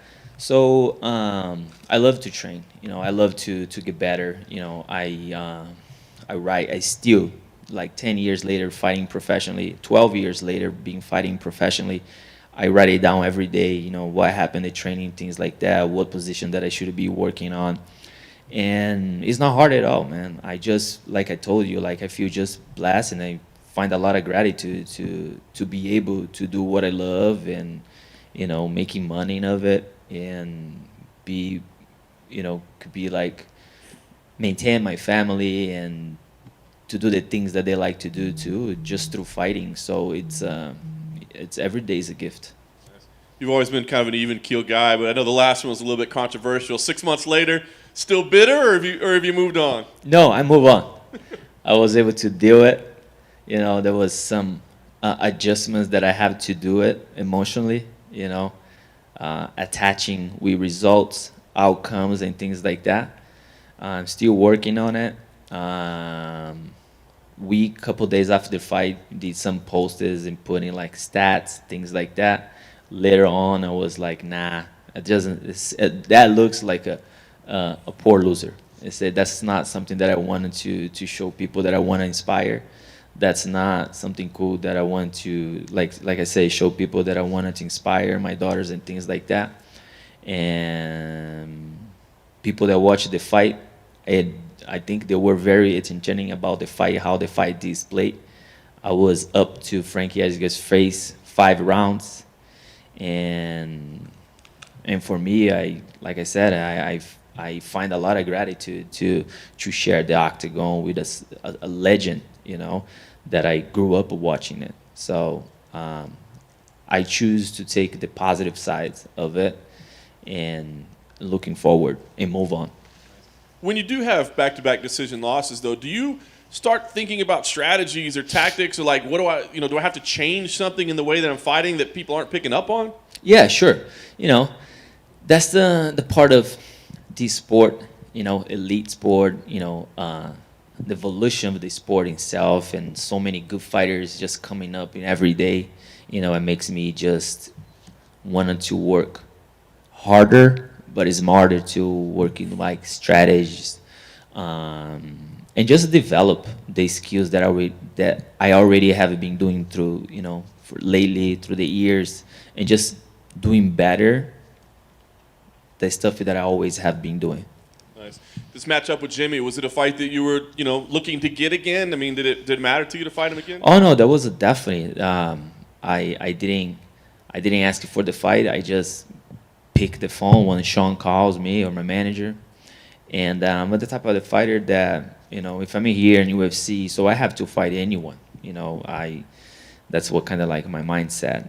And when they gave me that opportunity to fight Jimmy, I was very excited about it. You know, he's a good guy. He's an incredible fighter with incredible skills, super strong. People go back and watch our first fight. They're gonna be very, very excited for this upcoming Saturday to see what type of fight he and I would display back then. I believe he grew as a fighter, so do I, and that's gonna be a fireworks. Nice. Last thing for me, I wonder, you know, it seems like for years we've been talking about, oh, where does this rankings? Where do you go next? What? Now it seems like I'm sure you just want to get a win, right? So are you thinking at all about where this puts you, where this positions you, or is this more just about getting back in the win column? It's just to go there.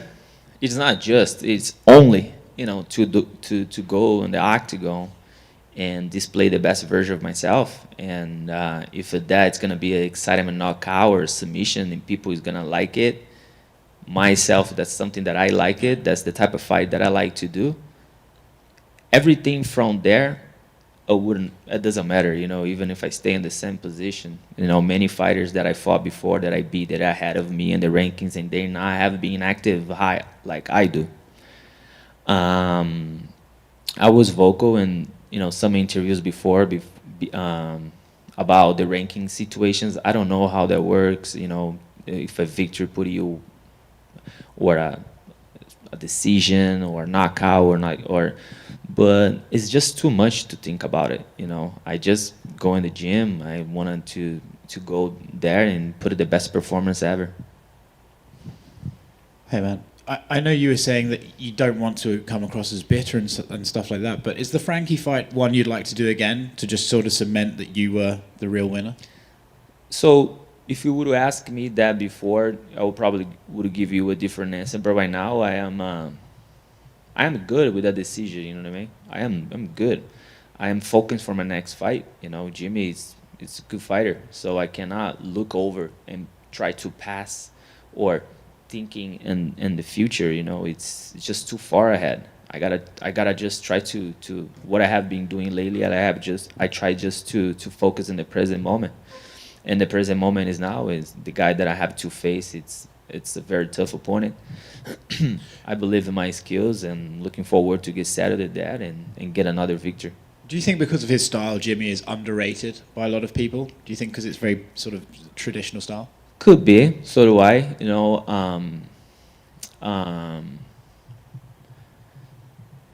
I don't know how that works, but like if you see some of the stuff that Jimmy does and myself, we were super respectful guys. We have a family, and we don't post a naked picture in social media and things like that. Maybe that's the problem. We're too respectful. If I start throwing like Sting and Buzz and being respectful with people, they're probably gonna be like But I'm just kidding.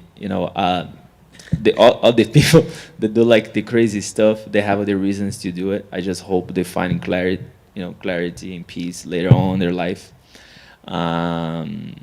The number of followers or how popular you are, it's for some people that can aggravate a lot. But for me, if I have the people that I love around me and I can see myself as a human being that I can every day work on myself and grow to be the best version that I can, I am happy with. If I have one follower on social media or if I have like 1 million, I'm cool. I don't want to compare myself with nobody, so I'm happy with myself. Do you think your division is one of the most exciting in mixed martial arts? Could be, but I don't think that's the only one. We see like 45 and 55 too. They're just a lot of good fighters, a lot of good fights out there. But bantamweight is definitely one of them.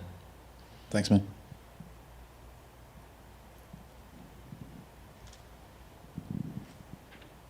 Good. Thank you, Pedro. Thank you for taking the time for coming down. Obrigado. Did the rescheduling help at all? Were you able to tweak anything, perfect something, sharpen the tools a little bit more? No, I was ready to go like a month ago, and I was just pushing, training a little bit more. Which for me, it's okay. I like to perform every day, and I was able to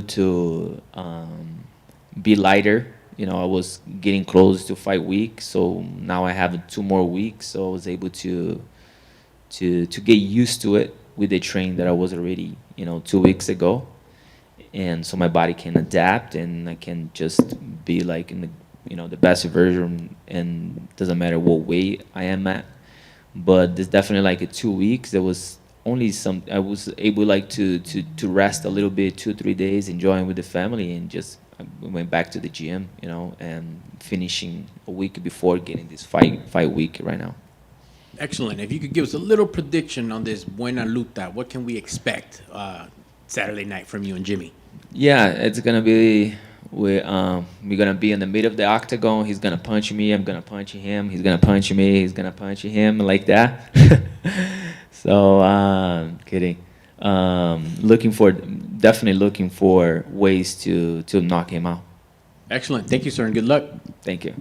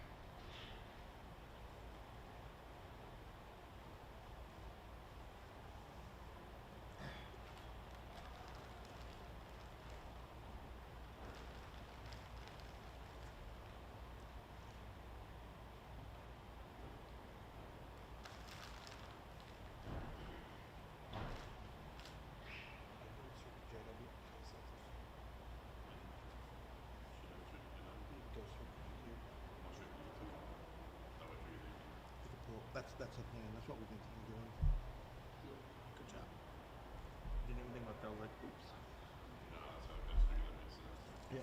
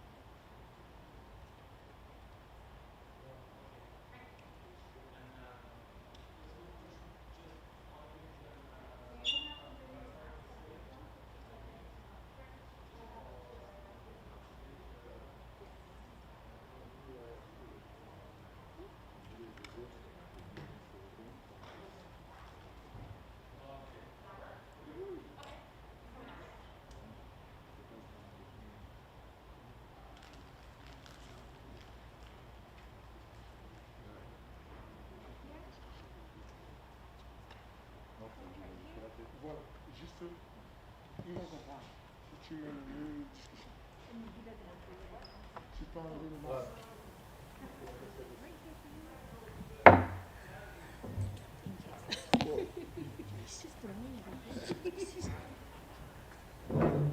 T'entends bien les gens, toi, le week-end? Parfaitement. Eh, t'as un micro aussi. Oh, de ouf. Thank you, Coach. Ciryl, main event here in Las Vegas. I mean, give me the idea. What's the excitement level like for you right now? Really excited. And you know what? To have my face on the poster, that's really crazy. I'm really happy. You're getting a little taste of the added responsibilities, right? More media, more interviews, more things to do. Has that been challenging in your preparation? Not really. I'm comfortable with that. I don't know why, but it's not a stress for me. This is my job. 2020 was such a weird year for you, the way things played out. How would you describe it? I mean, you didn't get to fight a lot. You had all the delays, but yet here you are in a main event. So how would you describe the last year? Yes, that's crazy too, because before Junior Dos Santos, I fought in December 19. So yes, 1 year after only, after five fights canceled, I have a present, Junior Dos Santos. I did well, and this fight put me in the top, and now in the top 3. That's really crazy. Yeah. You've gotten here so quickly, right? I mean, so fast in your career. Is that exciting for you, or is it a little nervous, you know, that you don't have the experience yet that some of these other guys have? No, you know, I have only 3 years in the MMA. Before that, just 3 years in the Muay Thai, and every time in my career, my step was like that, boom, boom, boom, boom, boom. So you see, after my last fight, Junior Dos Santos, boom. After Junior Dos Santos, number 3, Jairzinho, boom. So every time in my career it was like that. So no, that I'm okay with that. Nice. Did that last win help prove something to you that, like, yes, I am deserving. I am this good. I deserve this stage. For sure, for sure. If I win this fight this weekend, yes, I think I'm a good guy in the top. Nice. Was this a matchup that you were anticipating having? You know, you two guys are still kind of early in your careers. Did you want this fight? Yes, I saw on the social media some people, some fans say yes, maybe this matchup is gonna be good, and yes, I think it's gonna be a good matchup. 2 young men, 2 young good striker, high level striking. You can expect a big war.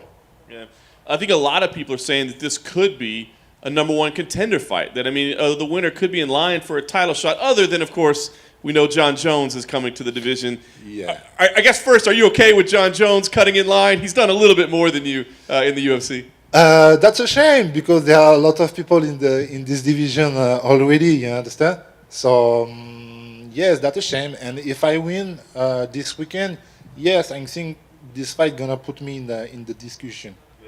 The only other alternative I would think would maybe be a fight with Derek Lewis if you win here. Would that be something that would excite you? Can you repeat? Yeah, if it wasn't a title fight, maybe a fight with Derek Lewis, would that be a fight that it excites you? C'est quoi? Je suis pas sûr d'avoir Est-ce compris. que ça t'exciterait de combattre contre des Lewis? Anyone, anywhere. Seriously, I'm really like that. I'm not a clown. That's really like that. Anyone, anywhere. Nice. Last thing for me, I think people are expecting this to be a very fast, very quick, very violent fight. Is that the type of fight that you're expecting as well? But that's not exactly. I'm not exactly this kind of fighter. But if I must do that, I'm going to do that for sure because I can do that. But I like to manage my fight too. This is 5 rounds, so we will see. Hi, man. It's true that you don't really watch fights or your opponents, right? Yes, that's true. My coach do that. Yeah. So I told Jairzinho that, and he says he thinks you're lying and that all fighters need to watch tape of their opponents to really be a professional. No, because I have a coach. Seriously, I saw maybe. Honestly, I don't saw one full fight of my future opponent Jairzinho, and that's true. My coach do that and give me a little party of his fight. Okay, you're gonna work on it, and that's it. Seriously. Is that just because you're uninterested or because you find it better to not focus on the opponent but to focus on yourself? Maybe yes, because I'm focused on my strengths, you know, and because my coach did well. My coach, this is his job, and I don't need to see a lot of things of my future opponent. I need just to see a few images of him, and I can understand what kind of fighter he is. So what's coach said? What is the biggest risk in this fight for you? Quel est le gros risque pour ce combat? Oh, he have a big power. He have a big knockout power. So I think this is big. This is a big difficult. Yeah, you know. Thanks, man. Yeah, you're welcome. Afternoon. Thank you for taking the time to be with us.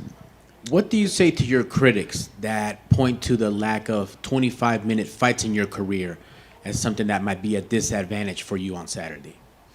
Disadvantage? No, I don't think so because I think this is a part of my strength. I have the conditioning. I got a good conditioning, and I have a good footwork, and we know I can do that in 5 rounds because I did a lot in my gym when I'm training. Excellent. Who did it better? Because your opponent is coming off of the win over the same fighter, knockout, round 2. You're coming off of that win, knockout, round 2. Who did it better? Who performed better that night against the same guy? C'est quoi la fin de la question? Entre toi et Jairzinho, qui a battu Dos Santos de la meilleure manière? Oh, I think I managed the fight better than him because maybe he touched me 1-2 times, maybe not a lot, but I saw a few images because he gave me the image, and Gino Dos Santos touched Jairzinho a lot, so I think I managed a little bit better. Excellent. And lastly, give us a little prediction. What can we expect from you Saturday night? You can expect, I want that, huh? You can expect a display of skills. I want to do a real show for the fan. Thank you, sir. Best of luck. Thank you. We good? Thank you, guys. Thank you.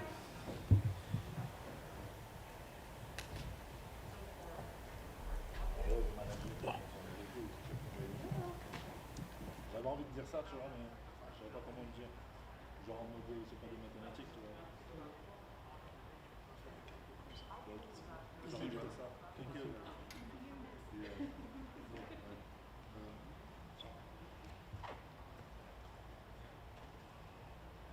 Ça, c'est pas des mathématiques.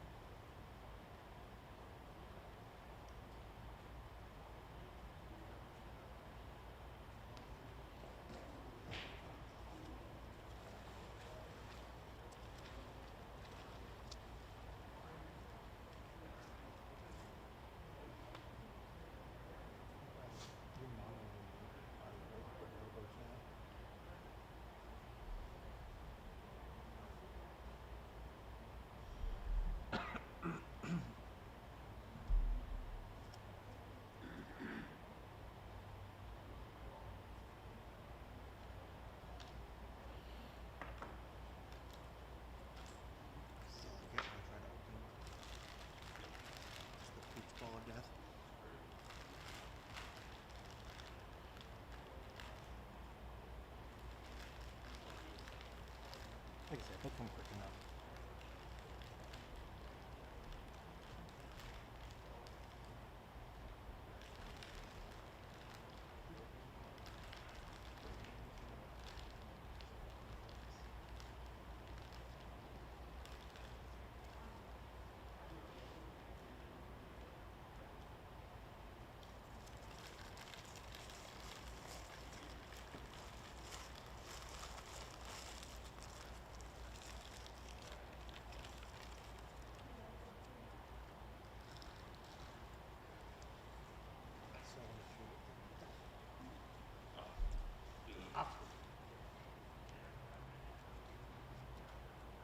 Oscar, no, stay there.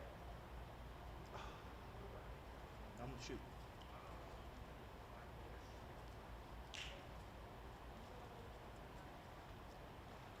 While seated. Oh.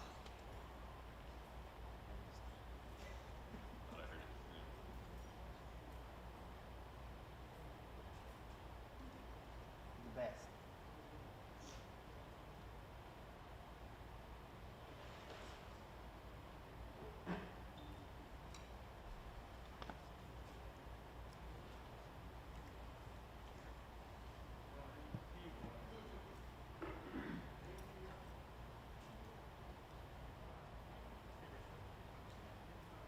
I hate the white shirts that they keep giving me.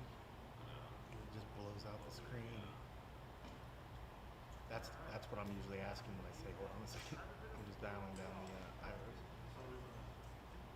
Like, man, what a terrible color for this.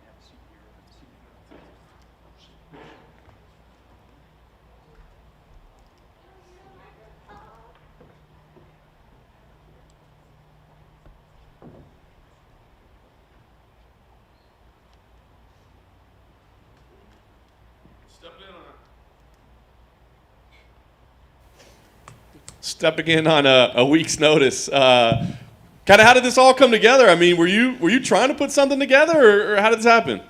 So I got a call a week ago. They actually asked me if I wanted to fight up a weight class. But walking around at like 124, 25 is no secret. I'm not that big to be able to handle a 25er really.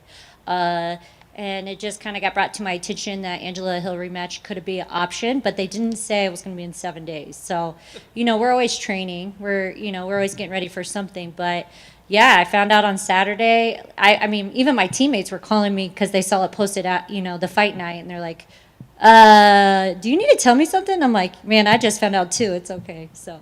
That's crazy. Was this, I mean, obviously you weren't expecting the rematch at this time, but was this a rematch that you had thought about over the years? Like, hey, but we need to do this again?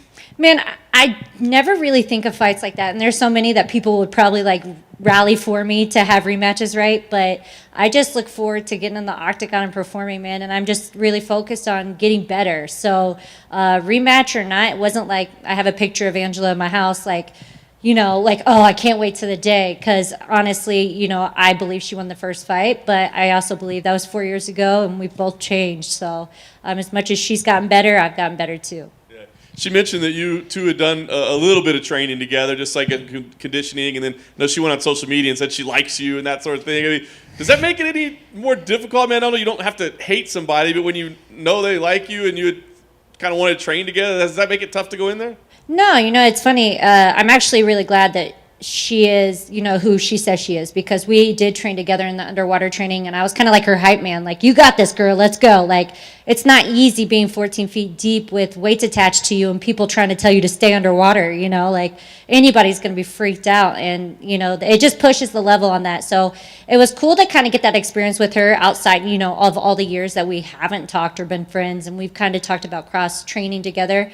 But I do appreciate the respect, because you have people like when I fought Amanda Bobby Cooper, that was really cool to my face, and then talking so much smack on social media. So I respect that, and why not get both of us paychecks? I like to think of it as kind of how Sam Alvey says, get your friend paid too. So I'm 100% okay being friends. We're in there for competition. So. Last time we saw you, very impressive win there. How big one was that for you, just to have that performance for your own confidence and to break the losing streak? Yeah, I've had a tough run, and even to this day, when people see both of our records next to each other, they're like, "Why are these people in the UFC?" And then you go and watch our fights, and you understand why we're in the UFC. So, that win was so important to me on so many levels. And, for me, always being the underdog, there's no difference. I just want to go and compete, and I just want to be better. So, and I had that confidence in that last round of my last fight, and I'm going to use that to carry me on, because it wasn't that long ago. So I'm feeling good. Last thing for me, what type of fight are you anticipating here? Like you said, 4 years ago, both have improved a lot since then. I mean, do you expect it to play out in similar fashion at all, or are you expecting something completely different? No, where I think we're the same as our styles, right? She's a stand-up fighter. I'm more MMA. I like the ground. So even though we've both gotten better in both those aspects, I think it's just going to be a 2.0 of what the first one was. And I think I give her more of a challenge because I'm more confident. As my second fight in the UFC, I'm going against someone that was an Invicta champion, coming off what I thought she won against Jessica Andrade. So, there's a lot of those kind of feelings at that time. And now I've pretty much been faced with all the tough people, or a majority of them, right? So I think I've gotten that under my belt and felt a little bit more confident going in under my own skills and deservingly to be here. So, I just think it's going to be a funner fight than the first one. Oh, yeah. When Angela was out here, she was expressing frustration with Tecia Torres for not accepting a rematch with her because she had a win over her and she felt that was unfair. What's your perspective on that? Her not taking the rematch. The rematch. I read both of the sides of, the fight. If they were supposed to fight and you're able to fight, I don't understand why you wouldn't retake that fight. That's, my personal ideas. When Tecia kind of responded with her reasons for not taking that fight, I get that, but were you scheduled to fight already? So, I just feel like Angela's like, I've said before, I want to be like Angela. I want to be able to be active as possible, and it's cool to be able to step in cage with the person that is willing to step up too. So, yeah, she did praise your underwater weight carrying abilities. She said you're much better than her at it. Yeah, man, when I had to do the ESPN shoot, it was pretty, like, they're going back down underwater. I'm like, can you tell them to come up? Because I need air. And they're like, no, you got to go down. I'm like, so it really tests your mental side of everything in life because there's no one to help you. You just have to be able to trust in your lungs and staying calm. And it was really cool to see Angela there to, push herself because, man, anybody should try it at least once because it's a game changer for sure. Is it more mental or physical? I think more mental. They definitely, the physical aspects there. You see people walking, like you had 2 50-pound dumbbells with a string of big men carried across the floor of the pool. But the mental calmness is something that, like, I think any fighter can use to stay calm in very tight situations where the last thing your brain wants to do is stay calm. So it's helped me a lot in that way. Short notice fight, do you want to just keep racking these up all through the year? Maybe get like 4 fights in this year? Yeah, man, as long as my body stays healthy and they offer me fights, I love to fight. So I'm excited to get back here and perform. Cool, thank you. Thank you for taking the time. Are we to assume you're a little bit of a gym rat? Do you stay in shape year round? You stay ready so you don't have to get ready? That's how you're able to perform Saturday? I feel like during quarantine, that's like pretty much the only thing we can do, right? Like it's the only thing kind of legal, like if your gym allows it. So yeah, we stay ready. We train all the time. Just like if it were fight camp. Of course, fight camp's a little bit structured differently when you have an opponent in mind and you have situations and things like that. But my coaches are really good with me to make sure I'm staying in the gym and staying fit. So, excellent. And from Michael Bisping to Donald Cerrone to Nate Diaz, the list goes on and on. Short notice fights. How much of a relief is that? No need to overthink, right? You're just ready to rock on Saturday. Yeah, absolutely. My first fight in the UFC against Justin Kish was on a week's notice. So, I not only had to cut weight then. Now is a lot different than when I was then. But, it's a whole weight off your shoulders when all you have to do is, like, focus on the weight cut. You don't have time to overthink injuries. You don't have to overthink your opponent. You don't have to overthink all the people on social media, talking crazy and stuff like that. It's a blessing. Excellent. And lastly, prediction or what can we expect from the Spider Monkey on Saturday? I will give you already answered that, man. You're going to see some Spider Monkey. So, it's going to be a lot of high energy on both ends. So, yeah, it's going to be fun. Spider Monkey's going to Spider Monkey. Yeah, man. Good. Thank you. Good luck Saturday. Thank you. Good. That's all I have to say.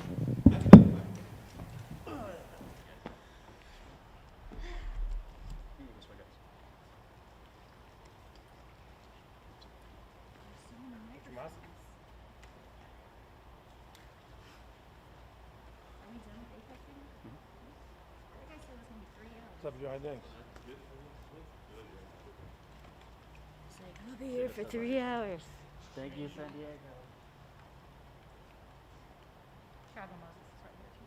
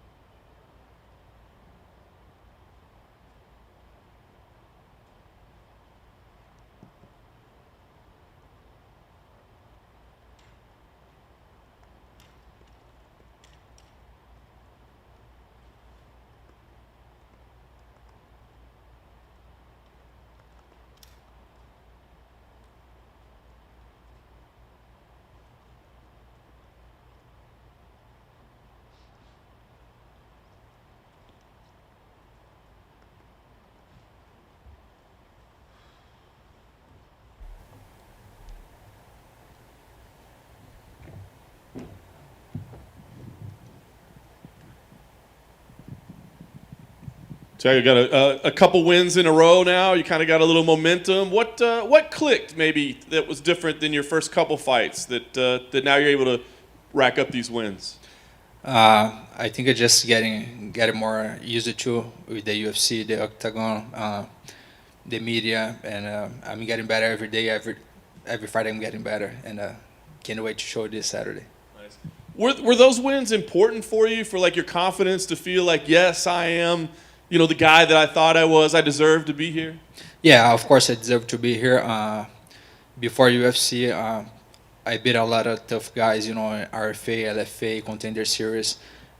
2 veterans now in a row. I want to keep the momentum going. Now I'm fighting a prospect, and I can't wait to get this one done also. Yeah, it was kind of interesting, right? Like you said, you fought 2 veterans, and then they give you, Hernandez. Was this a fight that you had anticipated at all, or thought might come to fruition? Yeah, after my first win, I asked for this fight because I think it's gonna be like one of the best fight of the night, because we both like young, hungry. We wanted to go to the top, and we have very similar styles. We both are good on every aspect of the fight, so it's gonna be a great fight. Yeah, I was gonna ask you about his style. He's kind of an intense guy, like very aggressive, right? I mean, what do you make of his skill set overall? He's like a well-rounded guy, but he starts strong, but then he starts slowing down as the fight goes on, and that's where I'm gonna take advantage of. Are you expecting him to maybe talk a little trash to you, or sometimes he's a little disrespectful with his opponents? I don't care. I don't think it's gonna be even close to Bobby Green. I was gonna ask you if that kind of gives you the lessons you need. Once you face Bobby Green, nobody else can top that. Yeah, like I was when I fought Bobby Green. Like I had my training partners. They were doing this to me like during the whole camp. So I was used to. Even during the fight, I want to talk back to him, but I say no. I need to stay composed. I need to stay focused. So you had your opponents, like your training partners, talking trash to you while they were training? No, not for this game, but not this yeah. game. Fair enough. Well, listen, a win here would be another impressive one, especially if it's a fight of the night. But you're in a real deep division. So where do you think you deserve with a win here? Yeah, with a win over Alexander Hernandez, I deserve a top 15 opponent, of course, because I had like 2 great wins, 2 veterans. Michael Johnson and Bobby Green, both guys could be like easy in top 15 as Alexander Hernandez as well. So I think Victor over here, I earned my top 15 spot. Yeah, man. What do you think of Alex Hernandez as a person? Because everyone who seems to come against him find him a bit weird. He says weird stuff. What do you think of him? Like I saw a couple of his interviews, but I don't focus as how he's a person. I don't even care. I just focus how he's as a athlete. And speaking of him as an athlete, if you could pick one area that he might cause you problems in, where is that? I think he's gonna like try to. He strike strong, come with like the strike, and then try to hold the fight in defense, and that's what I think he's gonna do. Do you look at a couple of his fights, like maybe against Donald Cerrone, where he starts really, really aggressively, and if you can survive that, he fades quite quickly? Do you think the same? Yeah, I think that's it. The fight wasn't going his way. He was very confident in the beginning of the fight. He started strong, but when the fight doesn't go his way, he doesn't have like this confidence anymore. Thanks, man. Okay. All right, thank you, guys.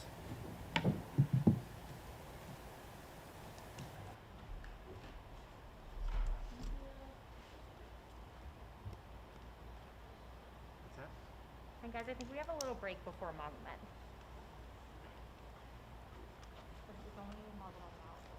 Yeah, that's it. Okay.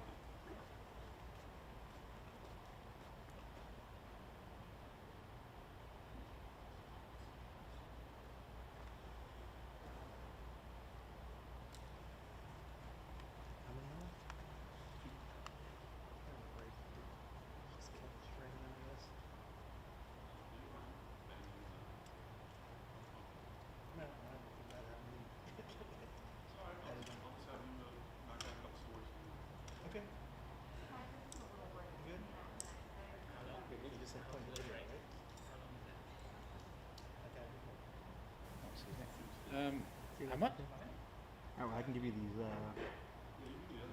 After, as soon as I get this one, I'll give you the latest.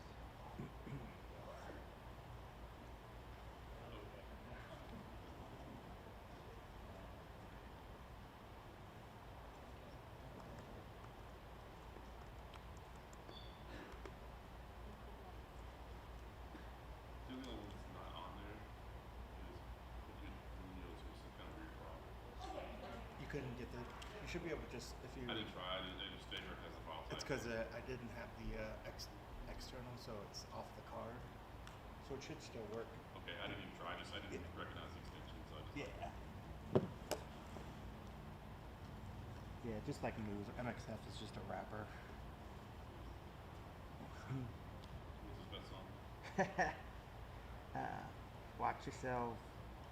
That. Fuck, I can't think how that goes.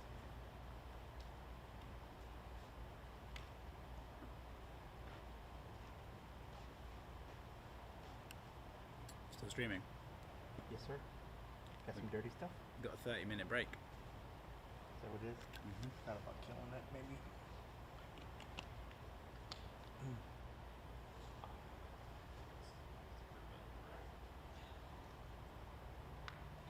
Pull up the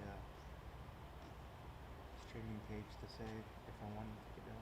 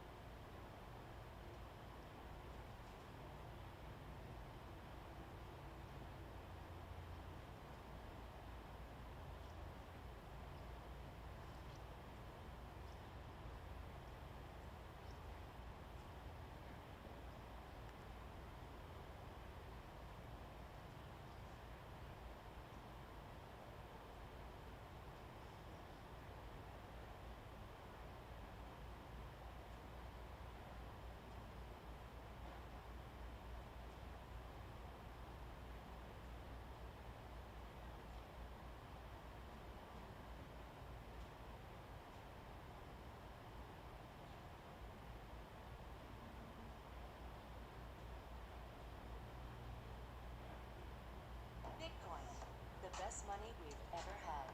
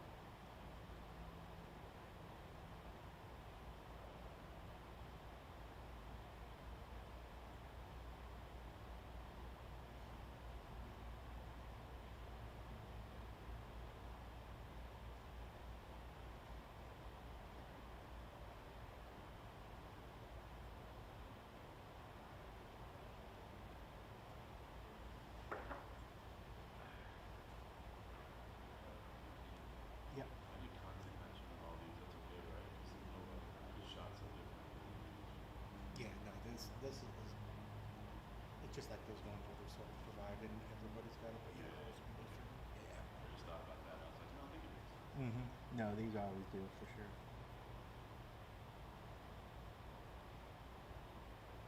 And even when it does, a lot of times for like the audio for his, when it does grab, I just go when I go through, I just release it.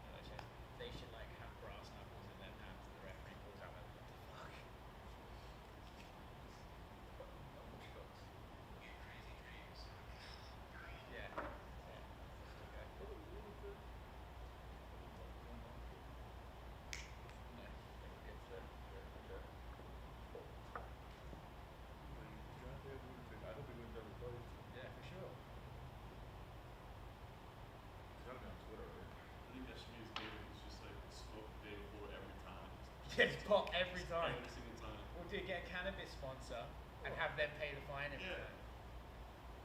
Test positive every single time. Get the riddle treatment. It's not verified yet. I have no idea if this is really. Just really his Twitter.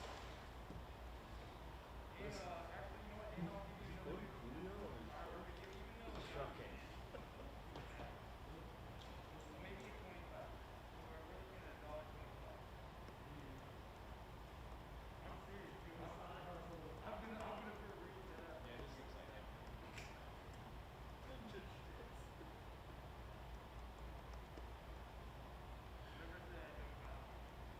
He has a Coolio quote, followed by UFC fighter out of Kansas City, Glory MMA, It's followed by John Jones. Jiu-Jitsu brown belt, cartoons and ninja shit. Can you get to RJ to pick up a story on that? From him bashing the body? Oh, that's my feature. I mean, not necessarily that. That's going to be included. I mean, how could you not include? You can bang a hooker, but you can't smoke weed. First of I like that you clarified. Like, I actually have to go. Well, first of all, you can smoke weed. It's not if you're fighting. You also can't bang a hooker in the cage. On his So he got that all kinds of wrong. on his weekly vlog, he has a crown made out of blood. That wasn't 30 minutes.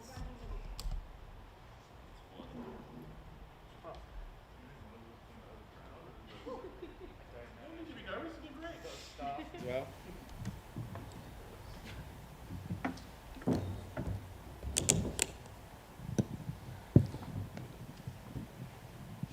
Magomed, you're currently on a very impressive 5-fight winning streak. I'm just curious what you think the key to your success has been during this run.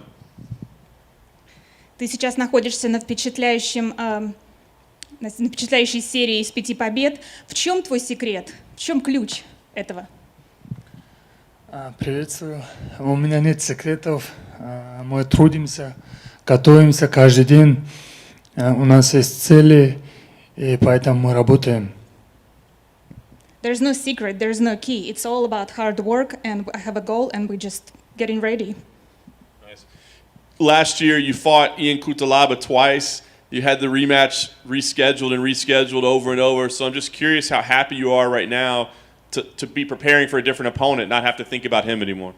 В прошлом году ты дрался с Кутилабой 2 раза, и потом планировалось сделать рематч несколько раз. Насколько ты рад сейчас, что тебе теперь не надо думать о нем больше?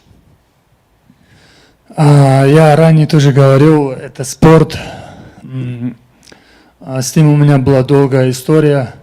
Все-таки это завершилось, закончилось. У меня уже новые цели. Будем ожидать боя. Well, this is sport. I had a long story with Kutilaba, but now the story is over and I have new goals. Very nice. You got paired up with Nikita Krylov. I'm just curious what your thoughts were when they presented him to you. Is it an exciting fight for you? Теперь ты будешь драться с Никитой Крыловым. Какие у тебя мысли возникли, когда тебе предоставили этот бой? Это будет захватывающий бой для тебя? Это обычный бой, проверочный. Топ-8. Мне он интересен.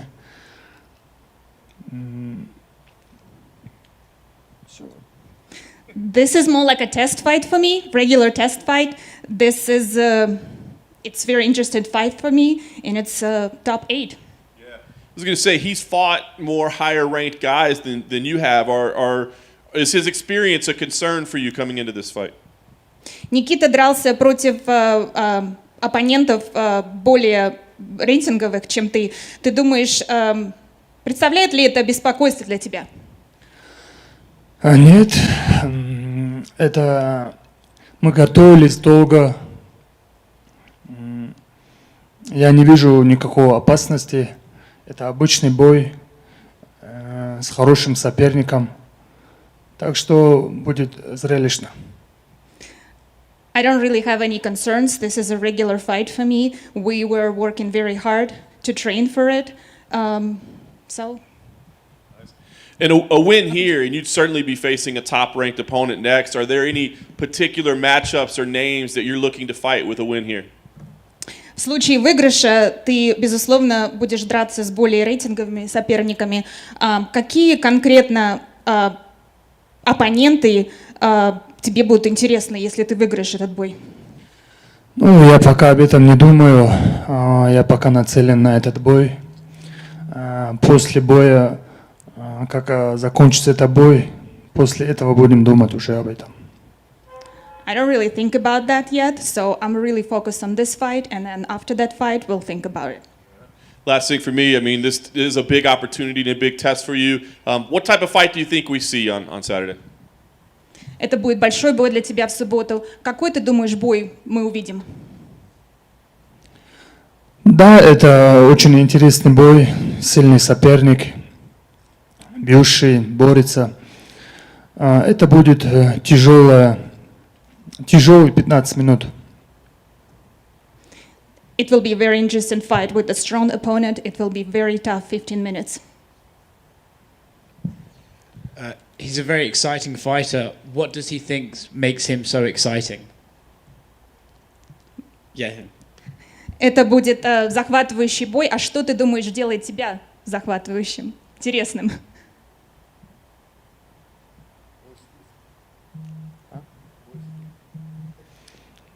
Ну, не знаю даже, как ответить на этот вопрос.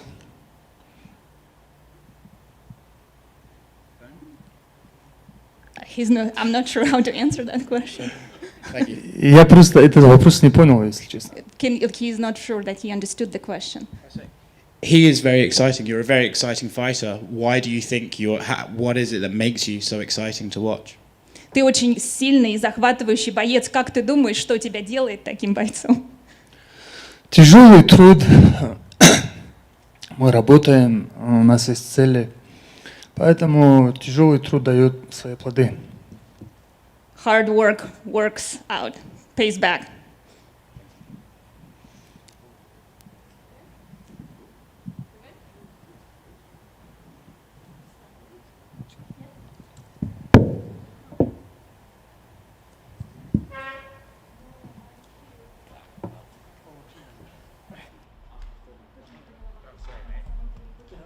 Next time, you're more than welcome to take it.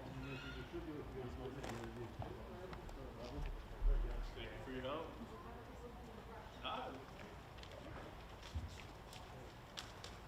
It's funny that anybody that gets thrown into it, like, they're always like super. Well, now we know we got help with all the Russian players. Thank you, guys. Thank you.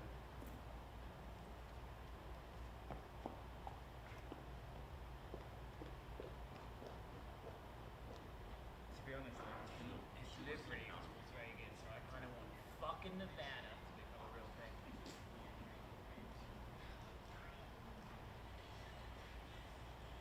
It's kind of funny. Let's just troll through their company, like, who do we have? Yeah. They had to find the person they were going to use, they couldn't use until the last minute. Oh, that why. So,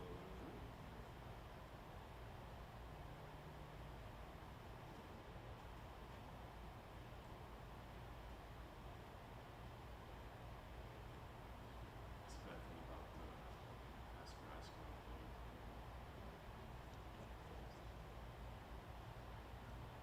Can't even get this browser to let me copy the damn name. What were you saying? He's not using those to keep yeah, he's not. So, they have to sign on. Wow.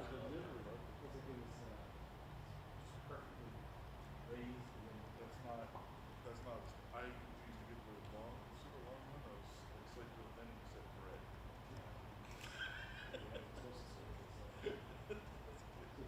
That's weird. And if you try to put like peanut butter on it, it just fall apart. Oh, just rip right off. Stay right on top of that. I felt so bad for my mom. She tried. She did everything she tried.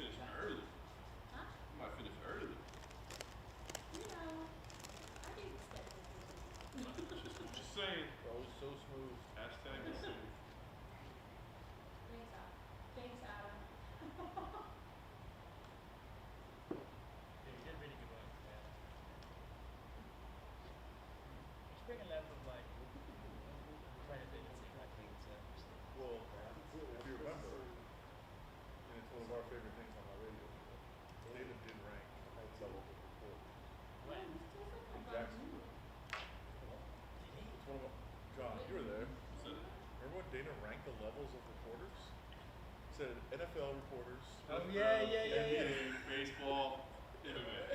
And I was like, I went to a master. I was like, am I? What did he say? He was like, oh, you were. It's all right. He lied to you, dog. Yeah, that's his go-to. I mean, he did stand up there and say, it's not like your bloody elbow or something. He ranked them. It's so great. That was funny. And then It's kind of like, wow, we just. Hard work does pay off. Yeah. NBA reporter, Morty. Oh, if he ranked with MMA, I could imagine who's there.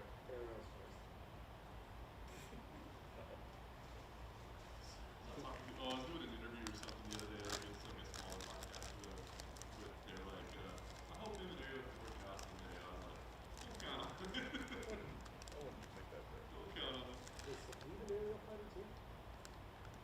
Did somebody say that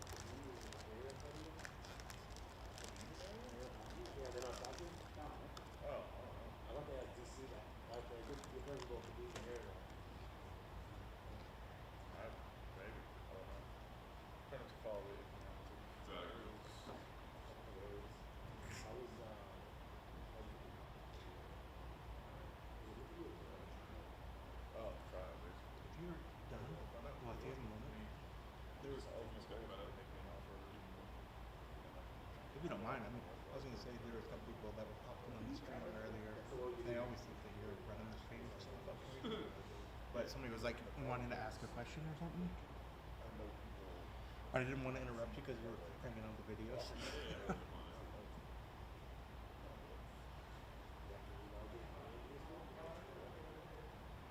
But I'll give you this in the meantime if you want to, but I mean, you don't have to.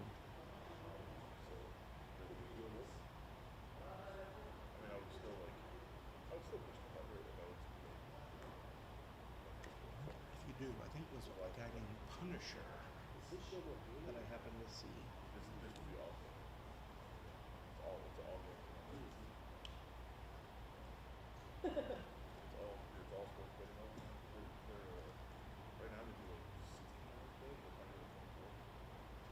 What is it? What's the well, it was on satellite until last month.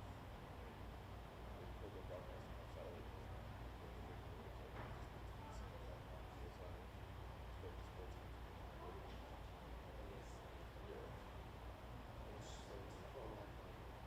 Now it is well, but they're like so they're gonna start because they're off satellite now. They're gonna start selling their programming to different stations. And then like the morning show is two of my best friends. So it's awesome. Paul Howard. So they're on Yes Network. You told them I was eating chips? Mike, did they hear the chips? Yeah, they're like, so they're, guess who's eating chips? And then that gives everybody a chance to say, oh, it's the fat guy. No, it's the other one. It's me. I was eating the chips. They're on. So the East Coast gets at 7:10. They're 47. Yeah, it's a total restaurant. Their show is oh, it's really good. They're always really good. 9 minutes. I don't give up my chips. You scrap. You scrap fighters for chips.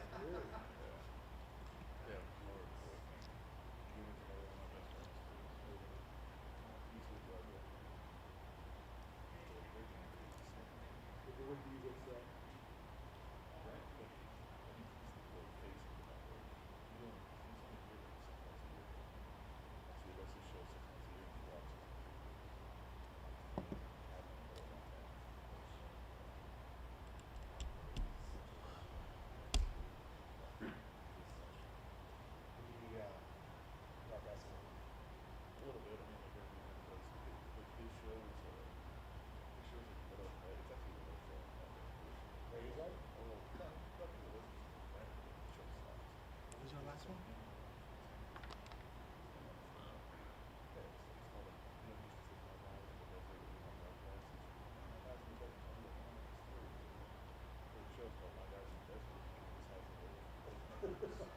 Yeah, you know, they're here. That's all I'm saying. That's in the desert. I didn't know you said you were here. Oh. No. Oh, gotcha. Yeah.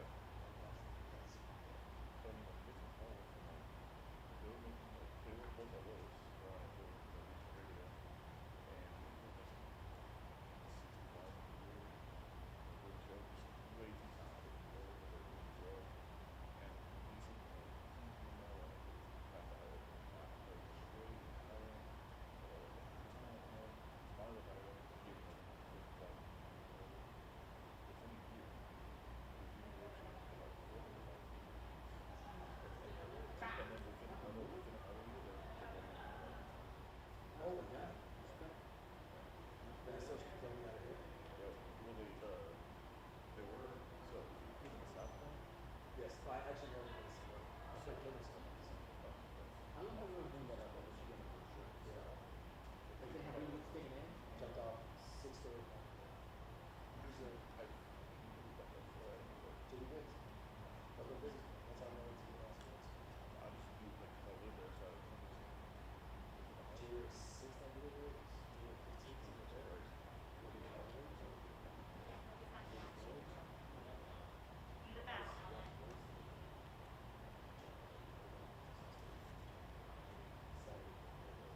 Alex is on his way, so he should be the last one. We should be almost here.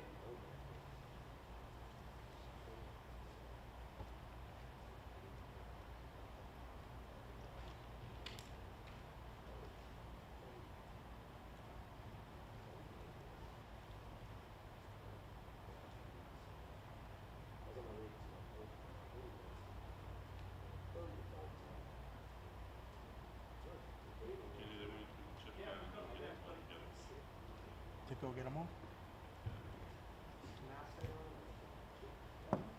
Here, I got one for him.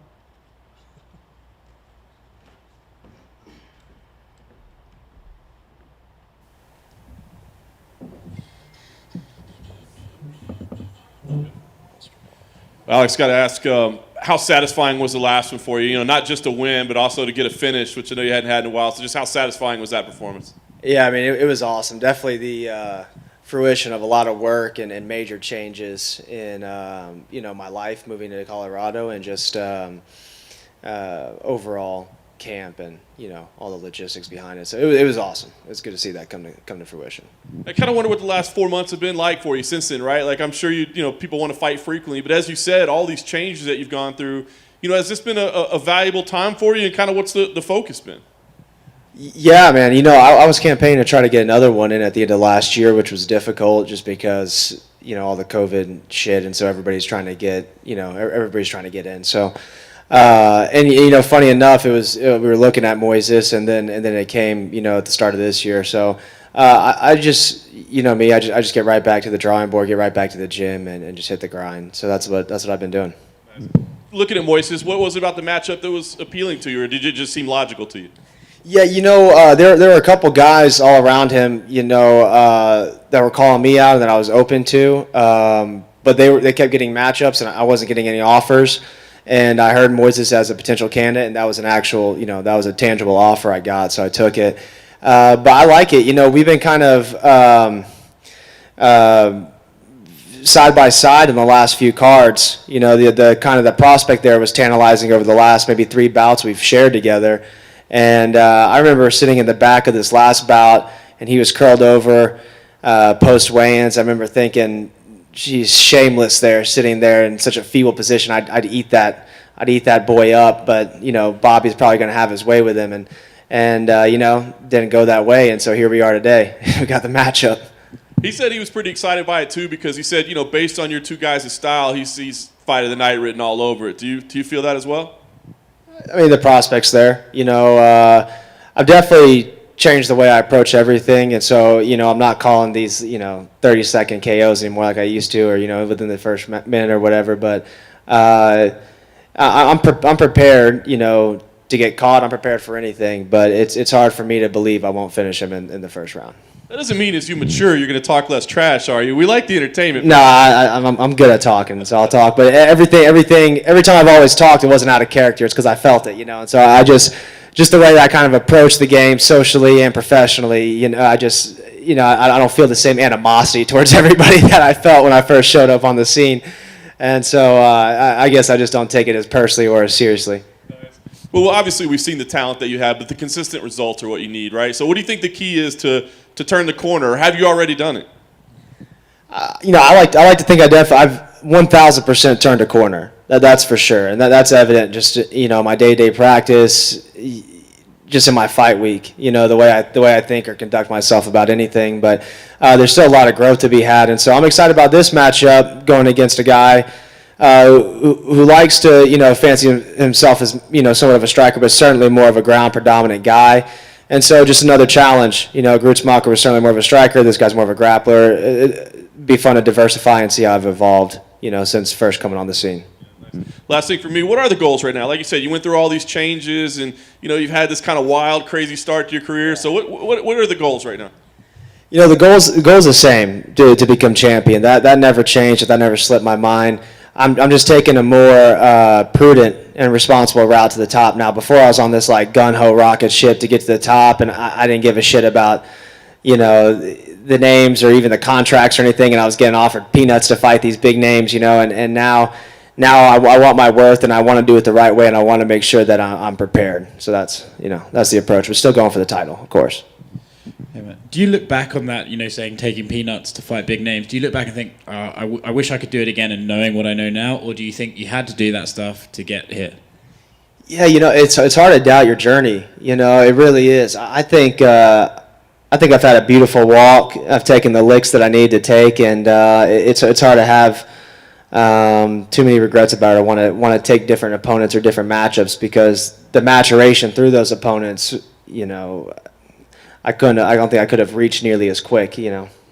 Would you maybe talk less trash to Cowboy at the press conference? Maybe. I don't know. I think if I could do anything, I'd go back. I'd win that fight. That's what I would do. Okay. But I did it successfully get in his head. I knew that, and I did show up, and I did make a noise in the first round. But my own inexperience, my own callow in that matchup, I fell on my own sword. And so if I could do anything different, I'd win that fight. I think that fight has almost given you a reputation that you're a quick starter, but if you can sort of stem the tide, then you'll slow down. And if indeed your opponent was out here earlier saying just the same thing. Yeah.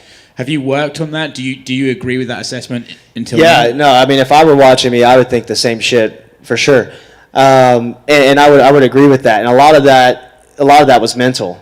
Just being in this big scene for the first time and taking on these big name opponents and expecting guys of that caliber to crumble like I was making guys fall through LFA or even, fortunate with Dariush in my debut. So, you watch me as a cannon out the gate, and then surely that's got to fade. So that's certainly changed. A lot of that was mental. Some of that was the weight cut. I've done a lot of things on my own as far as like nutrition, things like that over the years, and I've really tightened that up now.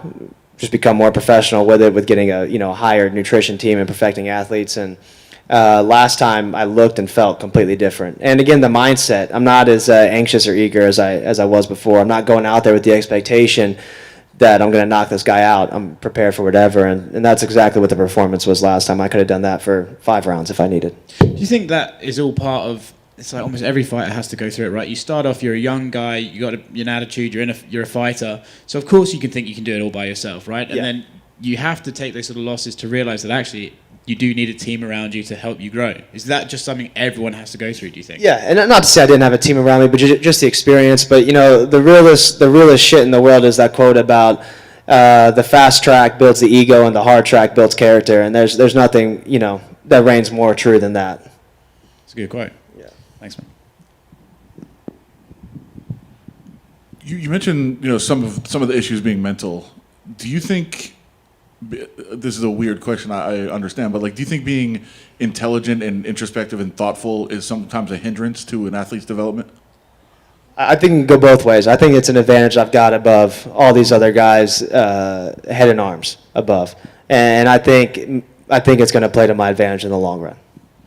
And then I know it's kind of been asked other ways, but I'm just phrasing it differently, I guess. But getting a target on you, being so good so quick, and having that target, do you think that kind of got you to where everybody just wanted a piece of you, and you didn't have a chance to develop the way maybe some other prospects just come up? Right, and things like that, man, that's going to make or break you. Whenever you go through the fire and you get burnt, how do you come out? Do you stay an ember and you just wash away? Or do you come back a goddamn phoenix? And that's what I'm doing. I want to be the phoenix. So I think that it's those are some of the defining moments in a man or an athlete or a legend's legacy, his journey. And so for me, I think, again, it's hard to kind of think I'd want to do any bit of my journey different. I think that those would just be the defining moments that shape me. And then going back to the intelligence aspect of things, having things you could fall back on, having something else you could do. I've heard some people say, the reason I made it was because I had no other option. You do have options. Is that something that could be in the back of your mind? And well, if it didn't work out, I can do other things. I think I'm way more dangerous because I could do anything and I choose to do this. Thanks for taking the time, Hernandez. You match up so well with your opponent. It does have Fight of the Night written all over it. But where do you see yourself having the advantages over Moises? Again, it's hard to see a disadvantage other than the fact that I'll be sharper and there's always Bruce Buffer's puncher's chance, and that having that Brazilian arc to your swing, you get caught sometimes behind the ear, you get caught on the chin, you get those blind spots. So he's got the advantage in swinging in a lot of blind spots. I'm going to be far more acute, far more sharp. I have a wrestling advantage. I even think I have an advantage on the ground. So it's just the biggest advantage I'll have is in composure, and I'm going to come out and execute a clean game and just make sure I don't get clipped. And should I get clipped, I'm Thanks for the trying sessions at Factory X every Friday in the cage. I'm prepared to go to war in a mid-range situation. So you kind of answered the next question of what do we expect from you on Saturday? Those 15 minutes is go hard, or if you could put them away early, that's what you're looking to do. I'm just looking for a W, and so again, I'm not calling it. I can't picture going out there and executing my game against this opponent and not wrapping it up in a round. Excellent. Thank you, sir. Best of luck on Saturday.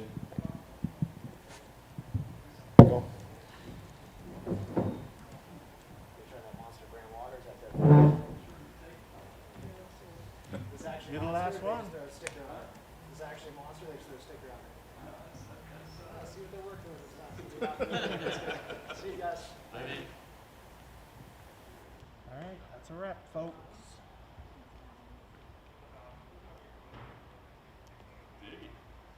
That's it. Yes, B said that we can have room for an hour? Yeah, 3:30. Yay.